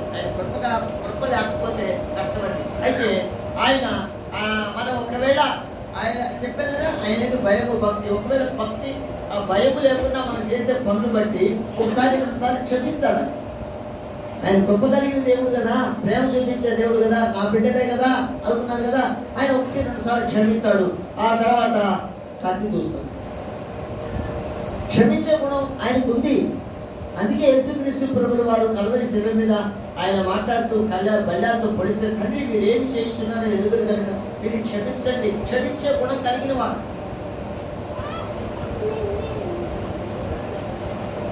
ఒక మాట యేసుక్రీస్తు ప్రభువుల వారు కల్వరి శిలువ మీద ఉండేటప్పుడు బల్యాలతో పొడిస్తే మొట్టమొదట లాజరు పైకి లే అంటే లేచాడు. లేచాడా లేదా? మరి బల్యాలతో పొడిచినప్పుడు, కొరడాలతో కొట్టినప్పుడు మీరు చచ్చుదాకా అంటే చచ్చిపోతారా? వాళ్ళు చచ్చిపోరా? దగ్గరే చెప్పాలి. చనిపోరా వాళ్ళు? బ్రతుకు అంటే బతికాడు, చచ్చిపో అంటే చచ్చిపోతాడు కదా. మరి ఎందుకు వాళ్ళని వీళ్ళేం చేస్తున్నారో క్షమించని అన్నాడు. యేసుక్రీస్తు ప్రభువుని పట్టుకునేదానికి మరి గెచ్చమైన తోటలోకి అందరూ కూడా సైనికులు వస్తే, రోమా సైనికులు వస్తే ఆయన పట్టుకునేదానికి అక్కడికి వచ్చినప్పుడు కోపం వస్తుంది పేతురికి. మమ్మల్ని పట్టుకుంటావా అని కత్తి తీసి సపక్కమని కోల్చేస్తాడు ఒక సైనికుడికి. మల్కు అంట ఆయన పేరు. ఏ పేరు? చెవు కోసేస్తాడు. అంతే, చెవు కోసి కింద పడేస్తాడు అంటాడు. యేసు ప్రభు అంటారు, అరే నువ్వెందుకే తొందరపడతావు? నాకు తెలీదా? నేను చెప్తే సైన్యం రారా? తండ్రికి ఒక మాట చెప్పానంటే సైన్యం రారా వీళ్ళందరినీ పాడు చేయడానికి, చంపేయడానికి? ఎందుకు తొందరపడతావు పేతురు అని కింద పట్ట చూపు తీసుకొని మళ్ళీ ఆయనకి పెట్టారు, ఇచ్చేస్తాడు.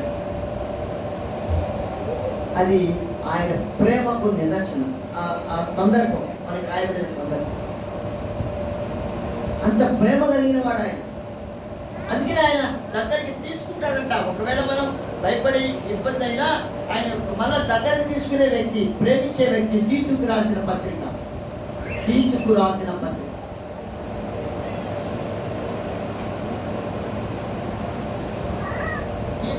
పత్రిక ఎక్కడ ఉంటుంది? బైబిల్లో ఉంటుంది. అది కాదు, బైబిల్లో ఉంటుంది. ఎక్కడ ఉంటుంది? తిమోతికి రాసిన పత్రిక తర్వాత తీతు పత్రిక ఉంటుంది. అది మనం అవన్నీ గమనించుకోవాలి, చదువుకోవాలి. అన్నీ మనం సరే. తీతుకు రాసిన పత్రిక 1వ అధ్యాయం 2, 3, 4 వచనాలు అన్నీ ఉన్నాయి. 2, 3, 4 వచనాలు చదువుకుందాం. అలాగే మొదటి నుంచి చదువుకుందాం. దేవుడు ఏర్పరచుకొనిన వారి విశ్వాసము నిమిత్తమును నిత్య జీవమును గూర్చిన నిరీక్షణతో కూడిన భక్తికి ఆధారమగు సత్య విషయమైన అనుభవ జ్ఞానము నిమిత్తమును దేవుని దాసుడును యేసుక్రీస్తు అపోస్తలుడును అయిన పౌలు మనందరి విశ్వాస విషయంలో నా నిజమైన కుమారుడకు నీకు శుభమని చెప్పి వ్రాయినది. ఆ నిత్య జీవమును అబద్ధమాడ నేరని దేవుడు అనాది కాలమందే వాగ్దానము చేసెను. కానీ ఇప్పుడు మన రక్షకుడైన దేవుని ఆజ్ఞ ప్రకారము నాకు అప్పగింపబడిన సువార్త ప్రకటన వలన తన వాక్యమును యుద్ధ కాలముల యందు బయలుపరచెను. తండ్రి అయిన దేవుని నుండి మన రక్షకుడైన క్రీస్తు యేసు నుండి కృపయు కనికరమును సమాధానమును. చూడండి, సమాధానం, కృప, కనికరము ఇవన్నీ ఉంటాయి. దేవుడు మన పట్ల కుమ్మరిస్తున్నటువంటి ఆయన ప్రేమ, ఆయన మనకిస్తున్నటువంటి గొప్ప ధన్యత ఏంటంటే ఆయన కృప ఉంటుంది, కనికరం ఉంటుంది, సమాధానం కూడా ఇస్తాడు. మనం అయ్యా ఏం చేయాలయ్యా, ఎట్టయ్యా అని మనం అడిగితే ఆయన దానికి సమాధానంగా చేస్తారు. ఒక స్త్రీ 12 సంవత్సరాల నుంచి రక్తస్రావం అయ్యే స్త్రీ ఆమె దగ్గరికి వెళ్తారు. ఈయన తాకితే చాలు, ఈయన ముట్టుకుంటే చాలు, నేను బాగుపడతాను అన్నటువంటి ఆలోచన, విశ్వాసము, ఆశ కలిగి వెళ్ళింది ఆయన. వీళ్ళు ఆయన ముట్టుకునింది, స్వస్థత నొందుకునింది. అక్కడ ఉండే వాళ్ళందరికీ చెప్పాడు, నన్ను ఎవరో తాకేరే అన్నాడు ప్రభువు వారు. ఆయన తెలీదా? ఆయన కనుక్కున్నాం, నిజం చెప్తారా ఏం చెప్తారు? ఎవరో నన్ను తాకారంటే ఎవరో తాకుంటారయ్యా గుర్తుకుందా అన్నారు. వాళ్ళకి ఏం తెలుసు? వాళ్ళకి తెలియదు కదా. అందుకే ఎవరో తాకారే ప్రభా, ఎవరో ముట్టుకున్నారే ప్రభా గుర్తుకుందా అనుకున్నారు. కానీ ఆమె నిజం ఒప్పుకొని చెప్పింది, అయ్యా నా పరిస్థితి ఇది, నేనే నిన్ను ముట్టుకున్నాను, నేను ఆశతో వచ్చాను నీ దగ్గరికి, నాకు ఇలాంటి జబ్బు నింది, అనారోగ్య పరిస్థితుల వలన నేను ఎంత చూపించుకున్నా నాకు ఏంటి ఇబ్బంది అయింది, అందుకే నీ దగ్గరకు వచ్చాను ప్రభా, నిన్ను ముట్టితే చాలు అనుకున్నాను, అందుకే నేను ముట్టుకున్నాను, నాకు స్వస్థత దొరికిందంటే సమాధానం కలదని. ఇంకొక విషయం, ఇంకొక స్త్రీ, కనాను స్త్రీ, ఆమె కూడా వస్తుంది ప్రభువు వారి దగ్గరికి. అయ్యా నా బిడ్డకు బాగలేదయ్యా, ఆ బొమ్మ కుక్కలు పెట్టలేదని నేను నా బిడ్డలకి పెట్టే ఆ తిండి, ఆ పూట భోజనం అంతా నీకు పెట్టేదా కుక్కలకు పెట్టేదా? నేనా కుక్కలకు పెట్టను నేను అంటాడు. అంటే కుక్క లాంటి స్వభావం కలిగినటువంటి మానవుడు అని అంటాం. రకరకాల పనులు, దేవుడికి ఇష్టం లేని కార్యాలు చేసేవాడు అందరినీ కూడా దేవుడు కుక్కలతో పోల్చాడు. దేవుడు, నేను కుక్కలకు పెట్టమంటావా ఆహారం? నా బిడ్డలకు పెట్టే ఆహారం కుక్కలకు పెట్టమంటావా? అయ్యా అయ్యా అయ్యా అయ్యా కుక్కలకు పెట్టబడలేదు, నువ్వు నీ బిడ్డలు పెట్టు. పెట్టేటప్పుడు కింద పడిపోయింది కదా, మట్టిలో పడిపోయింది, తిన్నది కదా, కనీసం ఆ వేస్ట్ అనుకున్నది అయినా సరే నాకు ఇచ్చి నా బిడ్డను కాపాడయ్యా అంటే ఈ విశ్వాసం సమాధానం కలగదు పో అని ప్రభువు వారానికి సమాధానాన్ని చూపిస్తాడు. ఆశపడిన ప్రాణాన్ని తృప్తిపరిచే దేవుడు. హల్లెలూయా. వెతుక్కుంటూ వచ్చింది ఆ స్త్రీ. కుక్కలమ్మ అన్నాడు ఆయన. కుక్కలు పెట్టమంటావా? లోకంలో ఉండేదంతా కూడా చెడుని ఎలాగా సంబోధిస్తున్నాడో, ఎలాగా ఆయన వ్యాఖ్యానిస్తున్నాడో, మనకి రావాల్సిన విశ్వాసం మనకి ఇస్తాడు దేవుడు. హల్లెలూయా. మనకి ఎంత ఇయ్యాలో అది ఇచ్చేదానికి సిద్ధంగా ఉన్నాడు ఆయన. అయితే మనం ఆయన వైపు చూస్తున్నామా లేదా? ఆయన మీద ఆశ పెట్టుకున్నామా లేదా? యాకోబుని దేవుడు అయినటువంటి వాడు మనకెందుకు దేవుడు కాదు? ఎవరు ఆశ పెట్టుకుంటారో వాళ్ళకందరికీ దేవుడే. ఆయన అందరికీ దేవుడు, ఆశ పెట్టుకున్న వాళ్ళందరూ. అయితే ఎవరు ఆశ పెట్టుకుంటారు? ఆయన పిలిచిన వాళ్ళందరూ ఆశ పెట్టుకుంటారు. ఎవరు పిలిచాడు? మనందరినీ పిలిచాడు. మనమందరం ఆశ పెట్టుకుని ఆయన మీద ఆధారపడితే మనకన్నా ధన్యులు భూమి మీద ఎవరు ఉంటారండి. వాళ్ళకి ఎంత కోట్లు నీగా, 100 కోట్లు నీగా కరోనా వచ్చింది, అయ్యా 50 కోట్లు ఇస్తాం కాపాడయ్యా, నేనేం చేయలేము, అయిపోయింది, ఆక్సిజన్ కూడా అయిపోయింది, ఆక్సిజన్ లేదు, ఏం లేదు, అయిపోయింది పరిస్థితి. 100 కోట్లు ఇస్తాం డాక్టర్ గారు, 25 కోట్లు ఇస్తాం డాక్టర్ గారు, ఆక్సిజన్ లేదయ్యా, ఆక్సిజన్ లేదు. చూడండి ఆక్సిజన్ ఎంత పెట్టి కొన్నారో అప్పుడు ఆ రోజుల్లో. ఆక్సిజన్ పెట్టడానికి లేక ఎన్ని సిలిండర్లో, ఎంతమందో ఎక్కడెక్కడి నుంచో తెప్పించేవాడు సిలిండర్. ఆక్సిజన్ లేదండి. ఆక్సిజన్ అంటే ఏంది? ఆక్సిజన్ అంటే ఏందమ్మా? ఏందయ్యా? గాలి. ఏంటది? అది గాలి. ఎన్ని లక్షలు ఇవ్వాలంటాం వాళ్ళకి, అది పెట్టాల, ఫోర్స్గా రావాలి వాళ్ళు. కానీ మనకు కూడా జీవవాయువే కదా గాలి. గాలి పీల్చుకుంటున్నాము. ఎంత కడుతున్నాము దేవుడికి మనము రోజుకే? ఏమండి ఎంత కడుతున్నాం? అప్పుడు గంటకి ఎంత అంట? గంటకి 4,000, 5,000, రోజుకి 5,000. ఎంత ఒక రోజుకి? అయితే ఎంతో వేలలోనే, తక్కువేం కాదు, వేలలోనే ఉంది. కానీ మనము ఒక దినానికి మనం ఎంత కట్టాలి? రోజు దేవుడికి గాలి తీసుకుంటున్నాం కదా, ఫ్రీగా ఇస్తున్నాడు మనకి. ఆ ఫ్రీగా ఇచ్చే గాలి మనకి గాలి రాకపోతే ఒకసారి 5 నిమిషాలు బుక్ పూసుకొని గాలి పోకుండా మనం ఎట్లా ఉంటుందో మన పరిస్థితి. ఎంత ఫ్రీగా ఇస్తున్నాడు. ఎందుకు అంటే ఆయన కనికరం. గాలి లేకపోతే ఎందుకు చెట్లు, గాలి ఎందుకు పెట్టాడు? చెట్లు అంటే గాలి కొడతా ఉంటాయి, గాలి కొడుతూ ఉంటుంది, చల్ల గాలి మనకు వస్తుంది, మన శరీరానికి చల్లగాలి అయితే హాయిగా ఉంటుంది. ఉప్పు వస్తుంది, ఒక్కోసారి గాలి రాకపోతే ఉప్పు వచ్చేస్తుందిరా అని పోయి ఫ్యాన్ కింద కూర్చుంటారు, లేదా చెట్టు దగ్గర గాలిపోతుంది. చూడండి, మన శరీరానికి సంబంధించిన విషయం. ఏది ఏమైనప్పటికీ ఆయన మీద ఆశ పెట్టుకున్న వాళ్ళందరికీ కూడా ఇక్కడ రాబడిన మాట ఈ తీతుకు రాసిన పత్రికలో మధ్యలో ఉంటుంది. ఆ నిత్య జీవమును అబద్ధమాడనేరని దేవుడు అనాది కాలమునందే వాగ్దానము చేసెను.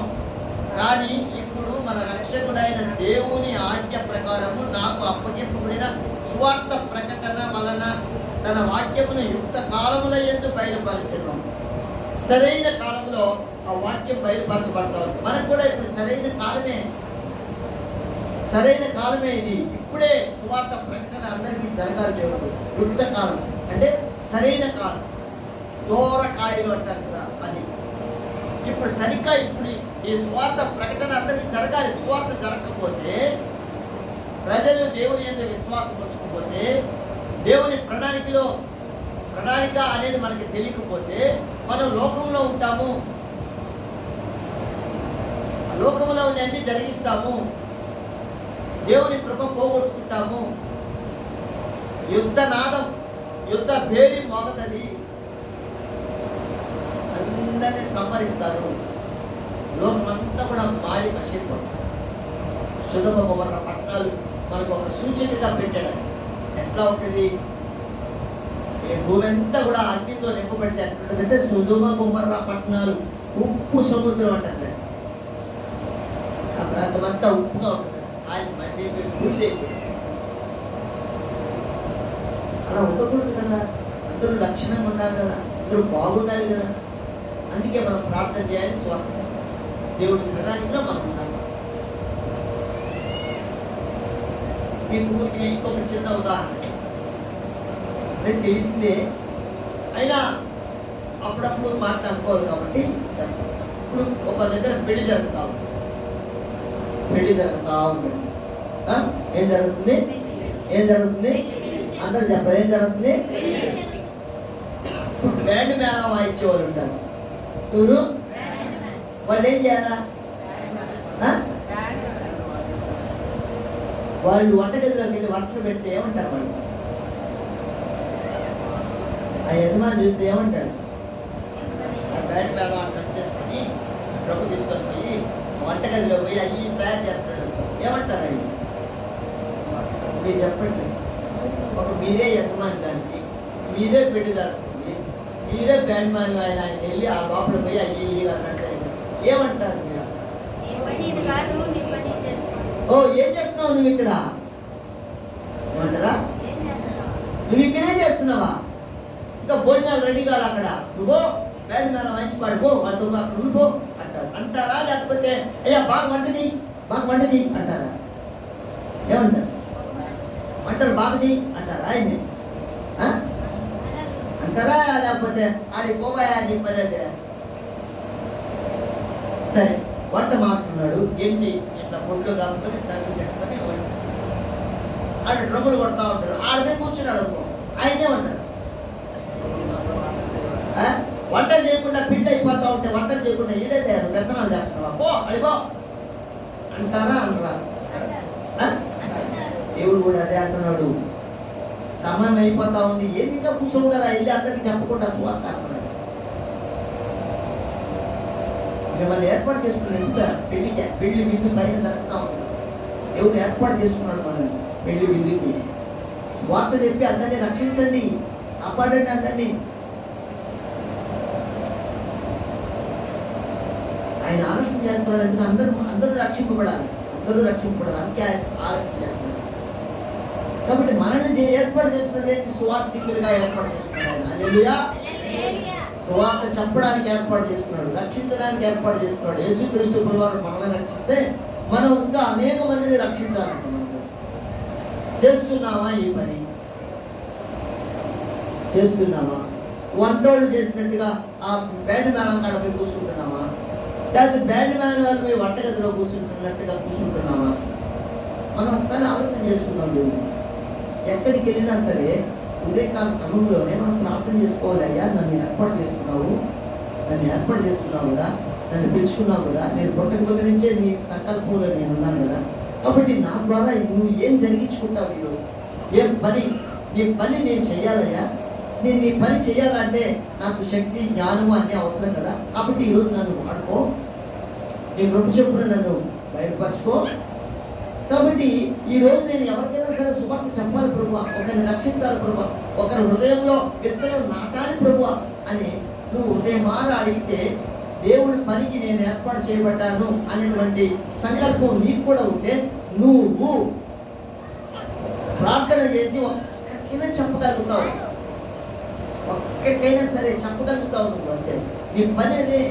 వండుకొని తినడం, వ్యాపారాలు చేసుకోవడం ఇవే కాదు. వ్యాపారాలు చేసుకో, వండుకొని తిను, ఏ పని చేసుకుంటావో చేసుకో.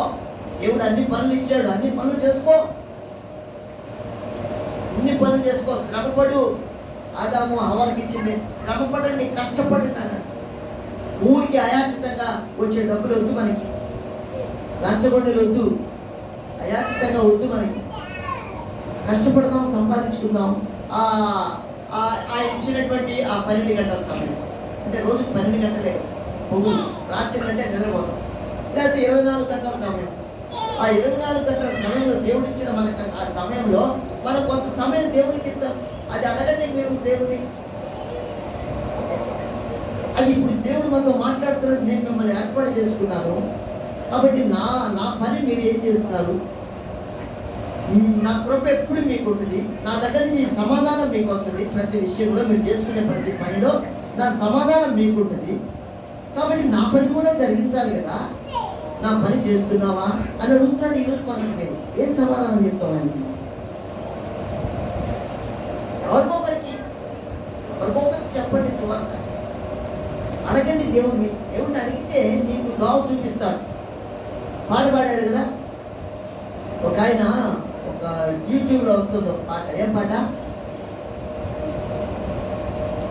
ఒక పాట వస్తుంది, దారి చూపిస్తాడు. విన్నారా ఏం లేదా? ఏం పాట? దారి చూపిస్తాడు రా దేవుడు, దారి చూపిస్తాడు రా. చూసారా? ఈ పక్కైనా ఎడం పక్కైనా ముందైనా వెనకైనా ఎక్కడైనా సరే దోవ చూపిస్తాడు నాకు. దేనికి? సువార్త చెప్పాడు. ఒకరిని బతికించడానికి దోవ చూపిస్తాడు. ఇది ఆయన సంకల్పంలో జరిగే తత్వం ఇదంతా కూడా. కాబట్టి మనం ఎందుకు రక్షించబడ్డాము? ఊరికే ఏదో సంపాదించుకుంటాం, తింటున్నాం, ఆదివారం వస్తున్నాం, ఆనందం చేసుకుంటాం, ఇల్లు పక్కన అయిపోయింది రాదన్న. ఆ బలంలో చేయబోతుంది, ఇల్లు బంధం అవసరం లే. మనం దేవుడిని అడగడమే. వాళ్ళందరినీ తీసుకొచ్చి ఇక్కడ కూర్చోబెట్టాలంటే దేవుడిని అడగాలి. మనం ప్రతిరోజు ఉదయకాల సమయంలో రక్షించే, కాపాడే. చేతులు పట్టుకొని అడిగారు మోషే, అహరోను. ఇంకొక ఆయన ఎవరు? మోషే, అహరోను. ప్రార్థన చేయలేదా? నిర్గమకాండంలో ఉంది అన్నమాట.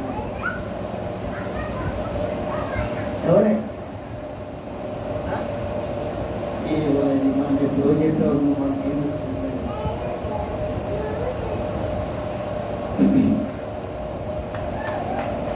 తెలీదా?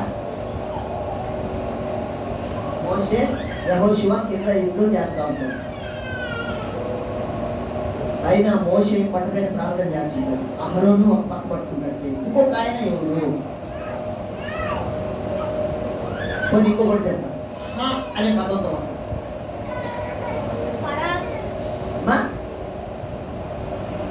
ఏదో ఒకటి చెప్పేస్తే కాదు. అన్నం లేదులే శనక్కాయ ముద్ద తిందాం, అన్నం లేదులే ఉప్మా తిందాం అనుకుంటే కాదు. కరెక్ట్ చెప్పాలి.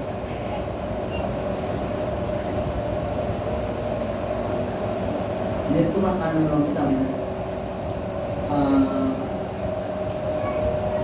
14 అధ్యాయంలో ఉంటుంది. ఈ పేరు హాతో వస్తుంది, కొమ్ము కూడా ఉంటుందండి. నీ చెప్తున్నా కూడా మనకి చెప్పే వింటాం. మాకు ఇచ్చిన దేవుడు 2 ఏందే 2 ఇచ్చాడా మాకు దేవుడు. ఒకటి వినడానికి, ఇంకోటి అనుకుంటే ఎట్లా మనం చెప్పండి. దేవుడి ప్రణాళికలో ఉన్న బిడ్డలు మనకి అన్నీ తెలియాలి కదా. మోషే, అహరోను,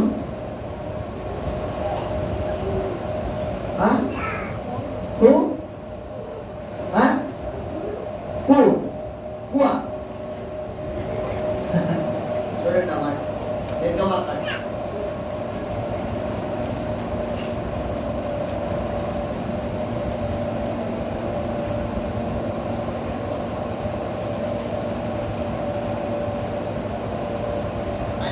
చెప్పినా కూడా క్లూలు ఇచ్చినా కూడా మీరు చెప్పలేదంటే ఎంత మాత్రం బైబిల్ చదువుతున్నారు అర్థమైపోతున్నారు.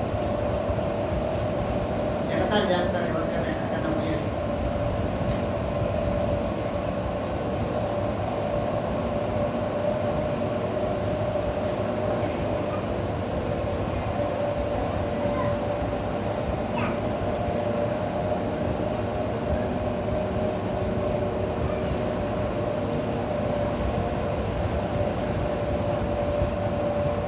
పదహారో అధ్యాయం, నిర్గమకాండం 16వ అధ్యాయము,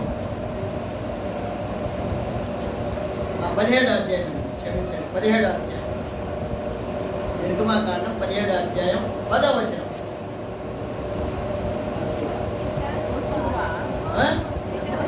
యెహోషువ మోషే తనతో చెప్పినట్లు చేసి అమాలేకీయులతో యుద్ధమాడెను. మోషే, అహరోను, ఏం పేరా చెప్పానా నేను? హా అన్నా, కొమ్ము వస్తుంది అన్న, హూ అన్నా. ఆ తర్వాత కూడా చెప్పలేకపోతే మీరు అన్నీ చెప్పేసి సగం చెప్పేసి సగం కూడా మీరు చెప్పలేకపోతే గుర్తు పెట్టుకుంటే కదా, పొరలో పెట్టుకుంటే కదా. ఆ ముగ్గురు కలిసి ప్రార్థన చేశాడు. మోషేకి దించేశాడు చేతులు. అహరోను చూశాడు, ఓహో ఇది దీనికి పరిష్కారం ఇది కాదన్నాడు. వెంటనే ఆ పక్క ఈ పక్క చేతులు పైకి ఎత్తేశాడు. ప్రార్థనలో బలం ఉండాలి దేవుని బిడ్డ. కాబట్టి ప్రతి ఉదయకాల సమయంలో ఆ ప్రార్థన బలముతో మనం గృహంలో చేరి ఆయన్ని, అయ్యా ఈ రోజు నేను ఈ సువార్తను ప్రకటించాలి, రక్షించాలి ఒకరిని అని నువ్వు గట్టిగా అడిగితే దేవుని ప్రేమ, దేవుని సంకల్పం నీకు ఉంటుంది. నువ్వు ప్రణాళిక సిద్ధం చేసుకున్నట్టే, ఈ లోకాన్నంతటిని రక్షించడానికి నువ్వు కూడా సిద్ధపడుతున్నట్టే. మనకంటే ముందుగానే ఏర్పాటు చేసుకున్నాడు యేసు ప్రభుని. యేసు ప్రభు అందరినీ ముందుగానే చేసుకొని ఆయన మనం చేసే పనులన్నీ తెలుసు కాబట్టి ఆ తర్వాత యేసు ప్రభుని లోకంలోకి తీసుకొచ్చాడు. ఆయన మనందరి కోసం ప్రాణం పెట్టి మరణించాడు. ఆయన ఆ తర్వాత ఆయన కృపలో మనందరం భద్రపరచుకొని మనకి ధన్యత ఇస్తున్నాడు, ఆశీర్వాదాలు ఇస్తున్నాడు. దేవుడు ప్రతి సంవత్సరం ఆశీర్వాదాలు వస్తాయి. మనం ఏం తీసుకుంటున్నాం? మనం ఏదో స్లిప్పులు అంట, ఏంది అదే 2 సార్లు అడిగాడు కాదు. నేను 2 సార్లు అడిగాడంటే అదే 2 రోజులు ఎంతరా? 4 సార్లు. 2 రోజులు ఎంతరా? 4 సార్లు. నువ్వు చెప్పరా 2 రోజులు ఎంతరా? 5 సార్లు. అంటే ఇద్దరు 4 చెప్తే ఆయన మళ్ళీ 3వ వాడిని అడిగాడు. ఎట్లుంటుందా? 2 సార్లు అడిగి కరెక్ట్ చెప్పారు కదా, మళ్ళీ ఎందుకు డౌట్ పడతారు? ఇలా మనం కీర్తనల గ్రంథంలోకి వస్తాం. 146 కీర్తన. దేవుడి కృప, సంకల్పము, ప్రేమ, కనికరము, సమాధానము మనకిచ్చే దేవుడు. అందుకే ధన్యులు, ఆశీర్వదించబడిన వారు. ఆయన దగ్గరికి వచ్చే వారిని నేను తోసివేయను, నా దగ్గరకు రాకుండా ఎగస్ట్రాలు చేస్తే నేను వేస్తానని మలాకి గ్రంథంలో రాశాడు మొదటి అధ్యాయం. కాబట్టి ఇవన్నీ కూడా పరిశుద్ధాత్మ దేవుడు మనకి మంచికి తీసుకొస్తున్నాడు. తీసుకొచ్చినటువంటి ప్రతి మాటని మనం అర్థం చేసుకున్నాం. మరి ఆ మూలవాక్యాన్ని మరొకసారి మనం చదువుకొని ఆరాధనలో చేద్దాం. ఎవరికి యాకోబు దేవుడు సహాయుడగునో, ఎవడు తన దేవుడైన యెహోవా మీద ఆశ పెట్టుకొనునో వాడు ధన్యుడు. దేవుని బిడ్డరా, ఆరాధన చేసుకుందాం. దేవుడు మనకిచ్చినటువంటి ప్రణాళిక, దేవుడు మన చేసుకున్న ప్రణాళిక మనతో మాట్లాడాడు. ఆ ప్రణాళికను బట్టి మనం ఆరాధన చేస్తాం. దేవుడు చేసిన మేలు ఉపకారములు మన జీవితంలో ఎన్నో చేశాడు. ఆయన అయ్యా అనగానే మనకి మేలు చేశాడు. ఎందుకంటే ఆయన ప్రణాళిక మనం ఉన్నాం. లోకాన్ని అంతటినీ కాదు ఏర్పాటు చేసుకోలేదు. లోకంలో అంతా కూడా కుక్కలా అన్నాడు ఆయన. కాబట్టి అటువంటి స్థితిలో మేము ఆయన సన్నిధికి వచ్చాం. ఆయన మాట వింటున్నాం. భయము భక్తి కలిగి మనం జీవిస్తే మన చుట్టూ దేవుని దూతలు ఉంటారని చెప్తున్నాడు ఆయన. దూతలకి ఆజ్ఞాపిస్తాడు ఆయన. వెళ్తూ ఉన్నాం, ఇబ్బందికరమైన పరిస్థితులు వచ్చాయి, ఆజ్ఞాపిస్తాడు ఆయన. ఇశ్రాయేలు ప్రజలు ఎర్ర సముద్రం దగ్గర ఆజ్ఞాపించాడు దూతలకి, పోండి వాడు రక్షించండి. వెళ్ళిపోయారు వెనక్కి. గాలికి ఆజ్ఞాపించాడు, గాలి వచ్చింది, గాలి ఫుల్లు పట్టింది, సముద్రం 2 పాయలు అయిపోయింది. గాలి కొడితే సముద్రం 2 అవుతా? అవుతండి. అది ఆయన ప్రేమ. ఆయన ప్రేమ ఉంది కాబట్టి సముద్రాన్ని 2 పాయలు చేసి సముద్రాన్ని నడిపించాడు ఆయన. కాబట్టి ఇన్ని కార్యాలు చేసిన నీవు నన్ను కూడా ఏ విధంగా చూసినా కూడా నేను పనికిరాదు. నా ఆలోచనలు, నా తలపులు, నా ఊహలు, నేను నీకు పనికొస్తానా? పనికిరాను కదా.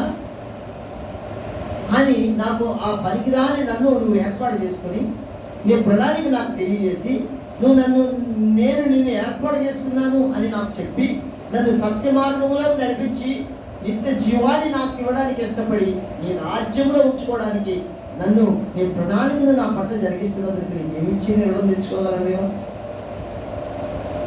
ఆశపడిన ప్రాణాన్ని తృప్తిపరిచే దేవుడు ఎంతో ఆశగా నీ వైపు చూసినప్పుడు ఎన్నో విధాలుగా నాకు సహాయం చేశావయ్యా. నన్ను రక్షించావు, నన్ను కాపాడు. ఇందుకు ఏమిచ్చి నిర్ణయం తెచ్చగలను.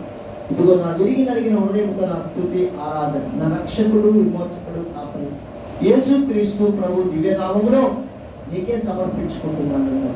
ఆ యేసుక్రీస్తు ప్రభు నామంలోనే ఆయన స్వీకరిస్తాడు. ఎందుకంటే తండ్రి అయిన దేవుడు మధ్యవర్తిగా మనకి ఆయనకి ఉన్నాడు. దేవుడు బిడ్డ మధ్యవర్తి, మనకి తండ్రికి మధ్యవర్తి యేసుక్రీస్తు ప్రభు.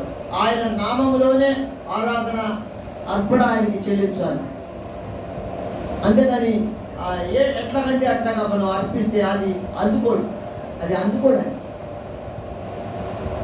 వెళ్ళదా ఆయన దగ్గర. మధ్యవర్తి కావాలి. కాబట్టి మన మధ్యవర్తి ఎవరంటే యేసుక్రీస్తు వారు మనం రక్షించి కాచి కాపాడుతూ మనం సత్యమార్గంలో నడిపిస్తూ తండ్రికి మనకి అనుసంధానకర్తగా ఉండి ఆయన అన్ని విషయాలు మనకి బోధిస్తూ ఉంటాడు. ఆయన వెళ్తూ పరిశుద్ధాత్మ ఆదరణ కర్తను మన దగ్గర పంపించాడు. ఇదిగో ఈ విధంగా నడుచుకోండి. కాబట్టి ఆ విధంగా మనం నడుచుకొని ఆరాధన చేసి దేవుడి కృపలో పాత్రలు కావాలని నేను మనవి చేస్తూ ముగిస్తున్నాను. దేవుడి మాటలు దీవించి ఆశీర్వదించి మన హృదయంలో ఉంచి మనల్ని బలపరచి నడిపించును గాక. ఆరాధన చేసుకుంటాం. మొట్టమొదట పురుషులు ఆరాధిస్తారు, తర్వాత స్త్రీలు ఆరాధించాలని నేను ప్రభు పేరిట మనవి చేస్తున్నాను.